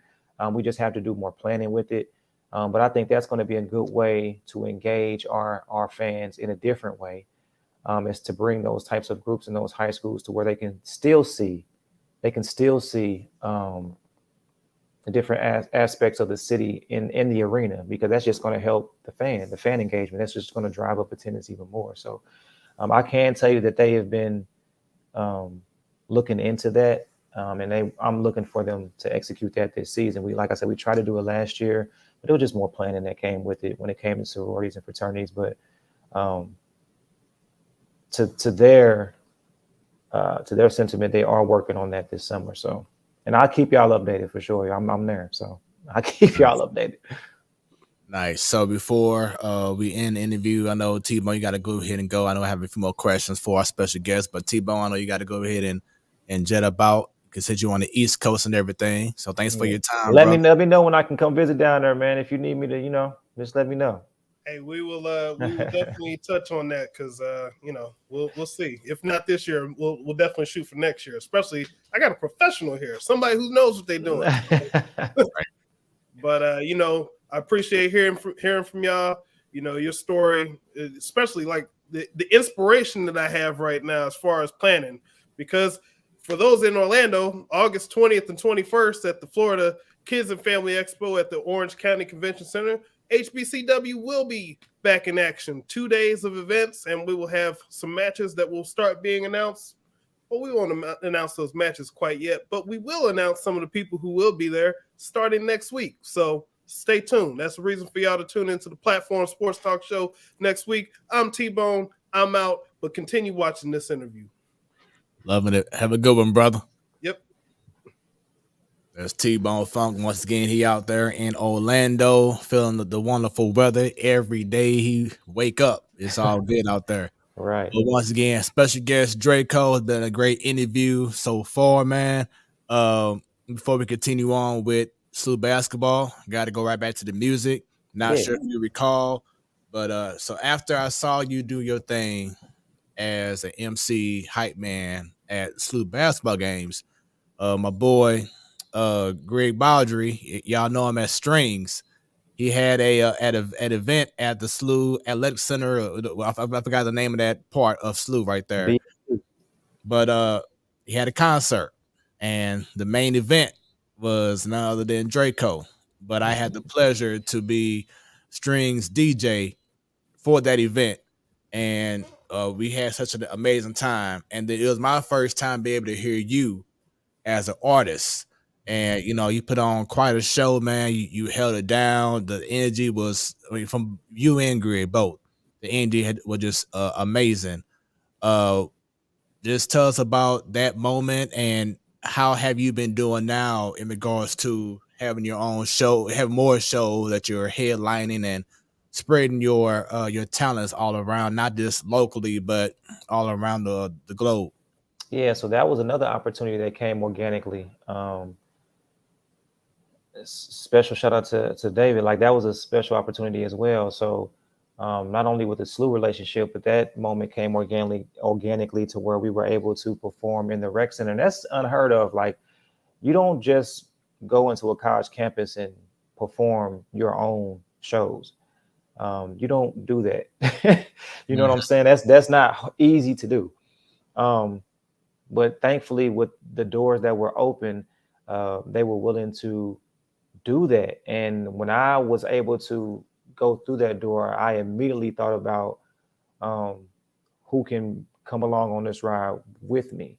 And he was the first person I thought about. Shout out to String. That's like family as well. That's my fam, man. So how that came about was once I was able to do those monthly shows, me and Strings, I reached out to Strings like, hey, I have a situation here. You want to be a part of this? And he was like, oh, it's a go. So we met. Everything was good. Everything was in line. We met with SLU, representative at SLU. Shout out again, David Young. Put the play in. Thank you so much again, David. But once that happened, it was go time, and we were doing monthly shows in the Bush Student Center. And that was a way for me to not only tap into the fans or the students from the sports world, but also introduce them to, hey, I'm an artist too. You know what I mean? It was just perfect timing for the alignment, and it was going strong. And then, of course, the pandemic hit, so everything shut down. But once it opened back up, we were right back at it. And thankfully, it opened more doors because it allowed people to see me as an artist. When it came to content, there wasn't a lot of content that was out there beforehand to showcase my skills as a rap artist. But I was able to do that in the space at St. Louis University. So doors started opening up from there, where it was official bookings, so where I'm actually doing shows in other venues, and I'm able to do a World's Fair or things like that. So that's how that came about, and thankful to people who were able to put us in those positions. We definitely are grateful for that, and especially thank you to Strings for coming along for that. And Ms. Williams said that she went to your Facebook page and saw one of your clips, and you had a lot of energy. So you want to check out more of your music. Please do that. You got a fan. Come on now. Please do that, Ms. Williams. I appreciate you. Definitely got a fan. And I know recently you were at the was it the amphitheater or the St. Louis Music Park out there, and you had an opportunity to meet someone who's been inspirational to you, and that was the artist Her. Yeah, man. So you just got to explain to us, man, how that moment felt for you to take that picture with her, to be on the same stage, getting everybody hyped up, as an MC, doing your thing, man. Tell us about that night. It was amazing, man. So again, another story happened organically. And shout out to DJ Cristal for rocking with me on that. So we were just going to enjoy it. Me and my homie Jimmy, we were just going to enjoy the concert. So he actually had to work a little bit later. So I went up there to make sure everything was good. We were able to get some love when it came to enjoying the concert from a VIP standpoint, but I had to go up there early. So I went up there early to get everything situated, and I ran into DJ Cristal. And he was just like, yo, man, what's up, man? Like, what's going on? What you doing today? I was like, we just coming to enjoy the night, enjoy the concert. He's like, no, what's up? So I was like, oh, whatever happens, happens. I don't know. I don't know. So we were just walking around. And as we were walking to just holler at different people who were setting up, like the radio stations were setting up, and different people we saw, we just walking around before the concert happened. And some of the staff, this is all organic, y'all. It's crazy. Some of the staff who also work at SLU were working at the concert. So we were just walking. I had no idea. We were just walking, and two of the staff members came up like, yo, Dre'Co, what's up, man? How you doing, man? You working tonight? And I was like, working tonight? I'm like, no, we just chilling. I'm kind of brushing it off. So we continued walking. We kept walking because we were going to one of the tents just to holler at people who were setting up promotion-wise before the concert started. So as we were walking, another staff member came up, and he also works at Chaffetz Arena in SLU. He was like, yeah, man, we over here today. We working the concert tonight, man. What's going on, man? Can't wait to see you on the stage. You working tonight? So I'm like, no, I'm not. I'm not working. I'm not doing nothing, and I'm just chilling. So, but in my mind, it started to be like, well, dang, something. I feel like something is about to happen. So kept walking. On the way back, because DJ Krista had to actually get set up. On the way back to the actual theater, if there was a gate before you go into the gate to actually get into the music park, I saw one of the guys who used to work at Shaffer's Arena. He's one of the head guys at St. Louis Music Park now. He was like, "Yo, Drake, what's up, man?" I was like, "Oh, what's up? What's going on, man?" He was like, "You coming in?" I was like, "Yeah." And one of the security guards who also does Shaffer's Arena, he was like, "Yo, you working tonight?" I was like, "Okay." At this point, this is exactly how it happened, man. I was like, "Okay, at this point, I'm working tonight. Something's about to happen. Something is about to happen." So we go in. Still, we going in, and one of the security guys who always works at Shaffer's Arena, my guy, he stopped. He was like, Jeremy was like, Jeremy, one of the head guys, he was like, "You have to get a COVID test before you get on stage or what have you. You have to get a COVID test." So I was like, "Okay." So we went in and got a COVID test, and one of the security guys was like, "Hey, I didn't get mine either. So come on, you can go with me." So we go and get the COVID test, and after we get the COVID test, at that point, Christoph was like, he was already on stage. I was walking back, and then another guy was like, "Man, we can't wait to see you rock this thing out tonight." So I was like, "Okay, I'm working tonight, but how? In what capacity? Like, what do you mean?" So we were there. I was talking to Christoph, and that's exactly how it happened. I just literally went up on stage, and Christoph gave me the mic, like, "Let's go." So in his mind, I think he was already kind of thinking that, but he didn't know. He didn't know. He even said that beforehand. He was like, "Hey, man, we could see what's going on." You know what I'm saying? We didn't know. I was just there. I was just there to enjoy it at the time. But it's in God's timing. And crazy enough, I was literally talking like, "Man, I just want to work in a certain capacity to where I can be in front of a crowd when it comes to music." MCing was something different. But when it comes to music, I wanted to be in that capacity. And God saw fit. God saw fit in the most random way, and that's how it happened. Man, I rocked out for an hour and a half initially, and the crowd was just rocking. And I emceed and did a song before it played one of my songs before Mars came on, who actually opened up for her. So Mars came on and did her thing, and then after the fact, Krista was like, "Yeah, we go on for another hour." I'm like, "What?" This was before her. So we went on and rocked the crowd some more for another hour, about hour 15 minutes. And I'm looking like, man, I don't want to overstep my boundaries. So I'm looking at the stage hands like, "Hey, like, is it time?" They were like, "Keep going, keep going, keep going." So we rocked them for like another 20 minutes. And when I left and got off stage, I was like, wow. I couldn't really take it in at the moment because I was like, that just happened. But beforehand, I introduced her, brought her before she brought her on set. I literally was like, brought her onto the stage, like, "Now introducing, ladies and gentlemen, the one and only her." And it was like, they didn't need that. That wasn't like a planned thing, but it just happened and it flowed like that. That she doesn't need an introduction like that, but they were just like, "Keep going." Like one of the stage managers was like, "Keep going." So that's literally how it happened. Like, it wasn't planned. I wasn't booked. I even said it in the record that I'm doing now. Like, I wasn't booked for it. Like, God just saw fit in that time. Was like, "This is what you prayed for. This is what you prayed for. This is what you've been praying for. I'm going to show you. So what are you going to do with it?" That's how I felt.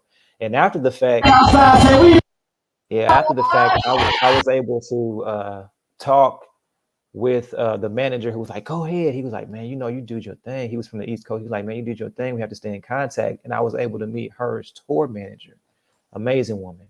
Wow. So I was able to meet her, and we shared some networks and things like that. And I was just like, "Hey, if you all need anything, just let me know." And we shared contacts and things like that. So I've been keeping in touch. So that's literally how it happened. And how I was able to, chop it up and talk with her. We were literally eating. And her is so cool, man. She is just so genuine, so organic. And we just were able to talk. You know what I mean? It was just like how we talk now. It was just like that. And then at the end, it wasn't nothing too crazy. At the end, when we were leaving out. And one of the guys who worked there, he was like one of the security guys, along with another young guy who actually goes to SLU. He's part of the BSA. He was working in security as well in the door that we were eating in the ballroom. So as we were walking out, one of the guys was like, "Man, Dre'Co, man, you killed it!" Just kind of hyping it. I'm like, "Man, come on." He's like, "Nah, you killed that, man. You killed that, man. When the next album drop? We need some more music." Mm. And at that point, she was like, "Word?" She was like, "Oh, you do music too?" I was like, "Yeah," but at the time we were about to take a picture, so I didn't want to overstep my boundaries, be too extra. She was like, "Keep in touch. I will see you next time we're in Missouri," and that's how it happened. And so I have been keeping in touch. I still keep in touch. I don't keep in touch with her as tour manager. Like, hey, it's every now and then. Like, hey, just tapping in, man. If you guys need anything, because that's how it happens, man. It was just all organic. It's all organic. So here's a clip from that evening. Let's go ahead and share it right here for everyone to see real quick. Outside, say we back outside. I need to see St. Louis up on that key right now. I need to see St. Louis up on that key right now. I want to see if St. Louis about to take me there. I want to see if St. Louis is ready to outside. Man, just seeing all those people and just the energy. I know it was crazy for you, wasn't it? Yeah, and that was early. That was early. That clip right there was early. Like by the time we started to open up for when we did the segment before her came out, like I said, we did an hour. She sold it out. Obviously, she was one of the first artists to sell. She sold the joint out. So it was just seeing that, and it was just like, wow, like that's when I knew it was like it's when it comes to these type of things, it's all about the feeling that you can give the people. It's all about the feeling that you can give the people. And like when you say you don't have a plan B and you stick to that plan A, gotta see fit. And right now I'm looking at the halftime show, and Nelly is currently holding down the halftime show. What? In No Boston. way. See? Come on. St. Louis is here. Yeah, they just showed during the halftime show. Nelly is currently performing in Boston right now. So that's pretty dope, man. You think that's a coincidence? No. Man, we doing it all on a Wednesday night. I love it. St. Louis definitely representing. So earlier I did show once again the photo, you and her, definitely a dope photo right there, man. Something that I know you're gonna cherish. For forever, right there. Thank you. Definitely a great photo right there. Thank you, man. Thank you. She was so genuine, man. She was like, "Come on, let's take a picture, man." I wasn't even thinking about that. So she's just so genuine, man. She's a real genuine spirit, man. And you could tell after she got off the stage, that's really how she is. So Miss Williams asked, and I want this is your time to go ahead and plug it. But she asked earlier, do you have any music, any recording of your music? So now you can go ahead and promote it. Absolutely. So whatever you listen to music on, Miss Williams, whatever you listen to music on, if you have your phone right now, if you have Tidal, YouTube, Spotify, Apple Music, wherever you can find music, you can find me. So I'm literally on there. You can search Dre'Co. That's DRE''CO. My latest project that I have out right now is called Therapy Sessions. You can just type that right in, and you can get that from any digital streaming platform that you can find music on. You can go to my YouTube channel. You can subscribe and see my content and my music videos on there.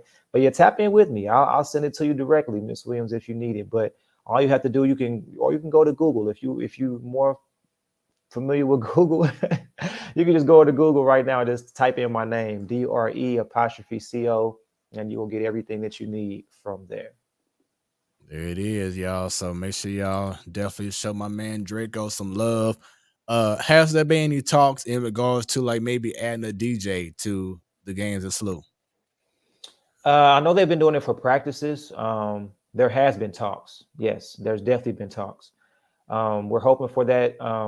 It just has to align with the scripting and the time frame of the actual games. But they've already tapped into that. They've had DJs for their practices, which is amazing.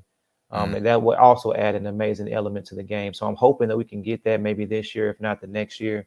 But I'm definitely down for that. Like I said, they've had a DJ already in the practices. So hopefully we can bring that into the in-game element to some respect. And if you don't mind, just take us through your preparation as soon as you arrive to the arena for game night. What's your preparation leading up to the game, and do you still get nervous as well? Absolutely. So I get there about an hour before the game. We check in, obviously, especially with COVID, the restrictions that were there. We make sure we check in, and then after that, I'm talking to everybody. Talking to everybody backstage, like not backstage, but talking to everyone in the tunnel, like you guys are ready, just getting everybody prepped. I love to go in the green room and holler at the media. We eating at that time, so some people are eating at the time. I might grab a bite to eat, or I might be too excited to. But I just talk to people, man. But before the game, I pray. And like I said before, I definitely pray. Again, thanking God for the opportunity, asking that He will continue to shine Himself through me. And whatever I say or deliver, it will be received in a positive way. So after that prayer, it's go time. I go pregame. I will go and get the game day script from. Shout out to PD. PD was one of the main guys who was doing that before he got promoted to another company, which is still there. So I will get the game day script. I will holler at my guy Brent and the team and the staff that are with Smoooth Athletics just to go over the game day script. Any last minute changes or any necessary changes, we will go ahead and make those. If there was a new sponsor that came in, I will literally memorize their segment before the game. And then once I go over the game day script, pregame, I love to interact with the Lunatics. That's the squad right there. So that's it. Okay. Yeah, the Lunatics. Shout out to the Lunatics. What's up, y'all? Yeah. So I love to interact with them, and they rock with me tough. They rock with me heavy, and I rock with them the same way. So pregame, we love to do different things like the swag surf. I love to incorporate different things. Just like I said, we want to be one of those top tier premier college atmospheres. That's what I always say, top tier premier college atmosphere. So when it comes to that, the students are one of those catalysts. They're like the leading force, and the fans can follow suit from that. So we love to do any pregame things like the swag surf, or we love to have rally towels, anything to get the crowd going. And then after that, it's game time. So that's pregame for me. In game, of course, I'm doing a lot of things, activations and things, but that's pregame. For me, it's a lot of preparation, and being able to adjust on the fly. Because one thing when it comes to this industry, especially as an MC, the only thing constant is literally change. So I could have an earpiece in my ear during the game and they say, hey, we're scratching this, we're bringing this in, or we're adding this. So we have to be ready to go on the fly. So I love it. I love it. That's what's up, man. Once again, it's definitely one of the coolest jobs, man, that thank you. That I feel you have, man. I would definitely, like you said, about the energy and captivating people. When I went to the game and I saw you doing your thing, that definitely, outside the game itself, what you were doing definitely caught my attention. Cause I'm like, man, that has to be such a great opportunity, a great thing to do, and something that you love to do as well. So definitely shouts out to you in regards to that. Do you see yourself in the long run hopefully doing things for like professional teams? I get that question so much. I would definitely say it's in God's timing. I do see that could be a possibility. I can see myself doing something like that and still being an artist as well. Why not? I know that I can do it. I'm doing it now, but that's all in God's timing. That's all in God's timing, man. I'm definitely what I'm doing at SLU. That's definitely home for me. But that would be dope, man. That would be cool. That would be cool to see how that feeling could be. But I'm definitely SLU to the death of me, man. But that would be amazing, man. But like I said, it's in God's timing, man. I can't call that. I can't call it at all. It's what God want me to be. So I saw a tweet before I let you go. I saw a tweet that you was talking about, man, it'd be dope if Iman Shumpert had a podcast, so talking about sports. So I know you're a sports guy as well. So I was like bringing this up. Who you enrolling with for this series, man? Boston, Golden State. I'm going with Boston, man, and Iman liked that tweet too. So I know he's seen it. He liked it, and almost I'm gonna reach back out to him. So, But he just like, I love talking sports, man. So this is Platform Sports Talk Show. This is perfect. I hope this is not the only time I can come on, and I want to talk some sports talk, some real sports talk. I got you. But I'm going with Boston, man, not just because of the homegrown, JT, but with Jason. But I'm going with Boston. First of all, because they're the underdog. They're not expected to win this, but they're hungry. Mm-hmm. They haven't been there. I'm going with the underdog. I'm going with Boston, period. And Jason just as icing, that's just added fuel to the fire when it comes to that. He's homegrown. And people now they're saying St. Louis Celtics. Right. Because when we rep our city, we rep hard. There's nothing that you can say or do to change that. And that's where I'm standing on. So I'm definitely going with Boston. Like I said, Jason, I want him to get that. He deserves it. I want him to get that. He deserves it. And shout out to his family, Sister Christy, and all of his family like that. They have also been really, really, really amazing and positive reinforcements that we have been able to be in their lives as well. So shout out to Sister Christy. I'm pretty sure they're at the games. But yeah, Jason, bring that thing home, man. Bring it to the crib, man. Bring it home for us. And lastly, any special shout outs you want to give before we go ahead and end this stream? Absolutely. To my family, my wife, my baby, my beautiful daughter, Yara. Love you. Daddy loves you. Daddy love you. My family, my friends, my mom, my grandmother, my aunties, my uncles. I know they're tuning in and watching, even out of town. So I love y'all, my family, my friends, my supporters. I love you guys. I love y'all, man. I'm a hop in group me later to see how y'all felt about the interview. But you guys know who y'all are. But I love y'all. Thank you. And thank you. First of all, thank you. This is Jack of all trades. I don't want to get your government out here, but thank you so much. Thank you so much, man. Thank you for what you're doing for the city, man. Thank you for this platform. Thank you for even inviting me to be a part of the platform. And what you're doing for the city is amazing because, like I said, it's not a lot that the city has been seeing in past years that you guys are doing now is really bringing unity to the city. And it's something amazing that I know that you're going to, keep growing with. So again, thank you for inviting me to the Platform Sports Talk Show. Hey, that definitely means a lot. And T-Rock and Bunny. Thank y'all. Yeah. And we definitely appreciate you once again. Ms. Williams says awesome guest and interview.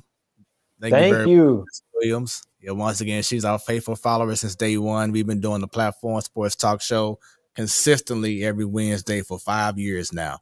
So it's definitely been an amazing journey, and the party don't stop. It continues to get better and better. You may know her, but we have Miss Missouri, Michaela McGee. She's part of our ladies' night panel every first Wednesday of the month. Word. That's the homie. Shout out to okay, Double M. That's what I call her. And then Michaela. I just announced earlier that the blackest man in radio, Craig Black, just joined the Man Cave. Oh yeah, y'all doing it. Come on now. Oh yeah. Come on now. Am I limited? Can I be on every talk show? Look, can we talk sports every? Just let me know, man, because you got some heavy hitters just now. Oh yeah. Stop man. Hey, it's truly a blessing, and as you said before about things just being organic. As long as you just continue to do God's will, God's purpose, He's going to bless you, man. He's definitely been doing that for me, as I see He's doing it for you. It was a pleasure to be able to meet you in person at the game. Matter of fact, once again, it was this game that I actually met you after the game. In the tunnel. Yep, and it definitely was an honor to finally get to meet you and get you on this show. I knew that you had a great story. There are a lot of people who are younger and can see what you have been through and how you can provide inspiration for those who continue to push on for their dreams. So I hope that this show here can help the next Dre'Co to do their thing as well. Absolutely, man. Thank you again, bro. Peace and love. Thank you so much. Definitely honor, and we're gonna make something happen about you being on other shows, man. So we'll stay on. Matter of fact, before you go, I'm gonna go ahead and end the live stream in just a minute, but just stay on, and we'll have a talk after the show. So just hold on real tight. Everybody else, once again, this is the Platform Sports Talk Show. I hope once again that you have enjoyed everything. This has been incredible. Another another edition of your Wednesday night sports delight. Don't forget, every first Wednesday of the month, you have Ladies Night. Every last Wednesday of the month, you have the Man Cave, where you'll be seeing the debut of the blackest man on the earth. Craig Black will be joining us. Oh, well, not me, because I don't be on, I just be producing it. But the fellas who you'll be seeing very soon in 2 weeks, they'll be debuting their new member, Craig Black.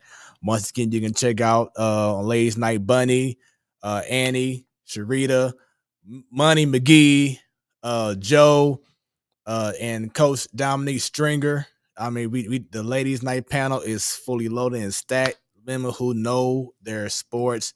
Shouts out to Hot 365 Radio. Catch us every Wednesday from 7 o'clock to 9 o'clock Central Standard Time. Man Cave, Ladies Night, Platform Sports Talk Show, all on there. Definitely enjoy us. And, of course, follow us everywhere on Facebook, on Twitter, on YouTube, everywhere, y'all. It'll be uploaded on Roku right after the show. Subscribe on YouTube. Click on that bell, because anytime we go live, you will be notified. It's the Platform Sports Talk Show. Your boy Smoooth. Thank y'all very much for watching. Share this stream with the peoples. It will be archived everywhere as soon as we out. So everyone, have a great evening. We out, right. We out. Da-da-da-da-da.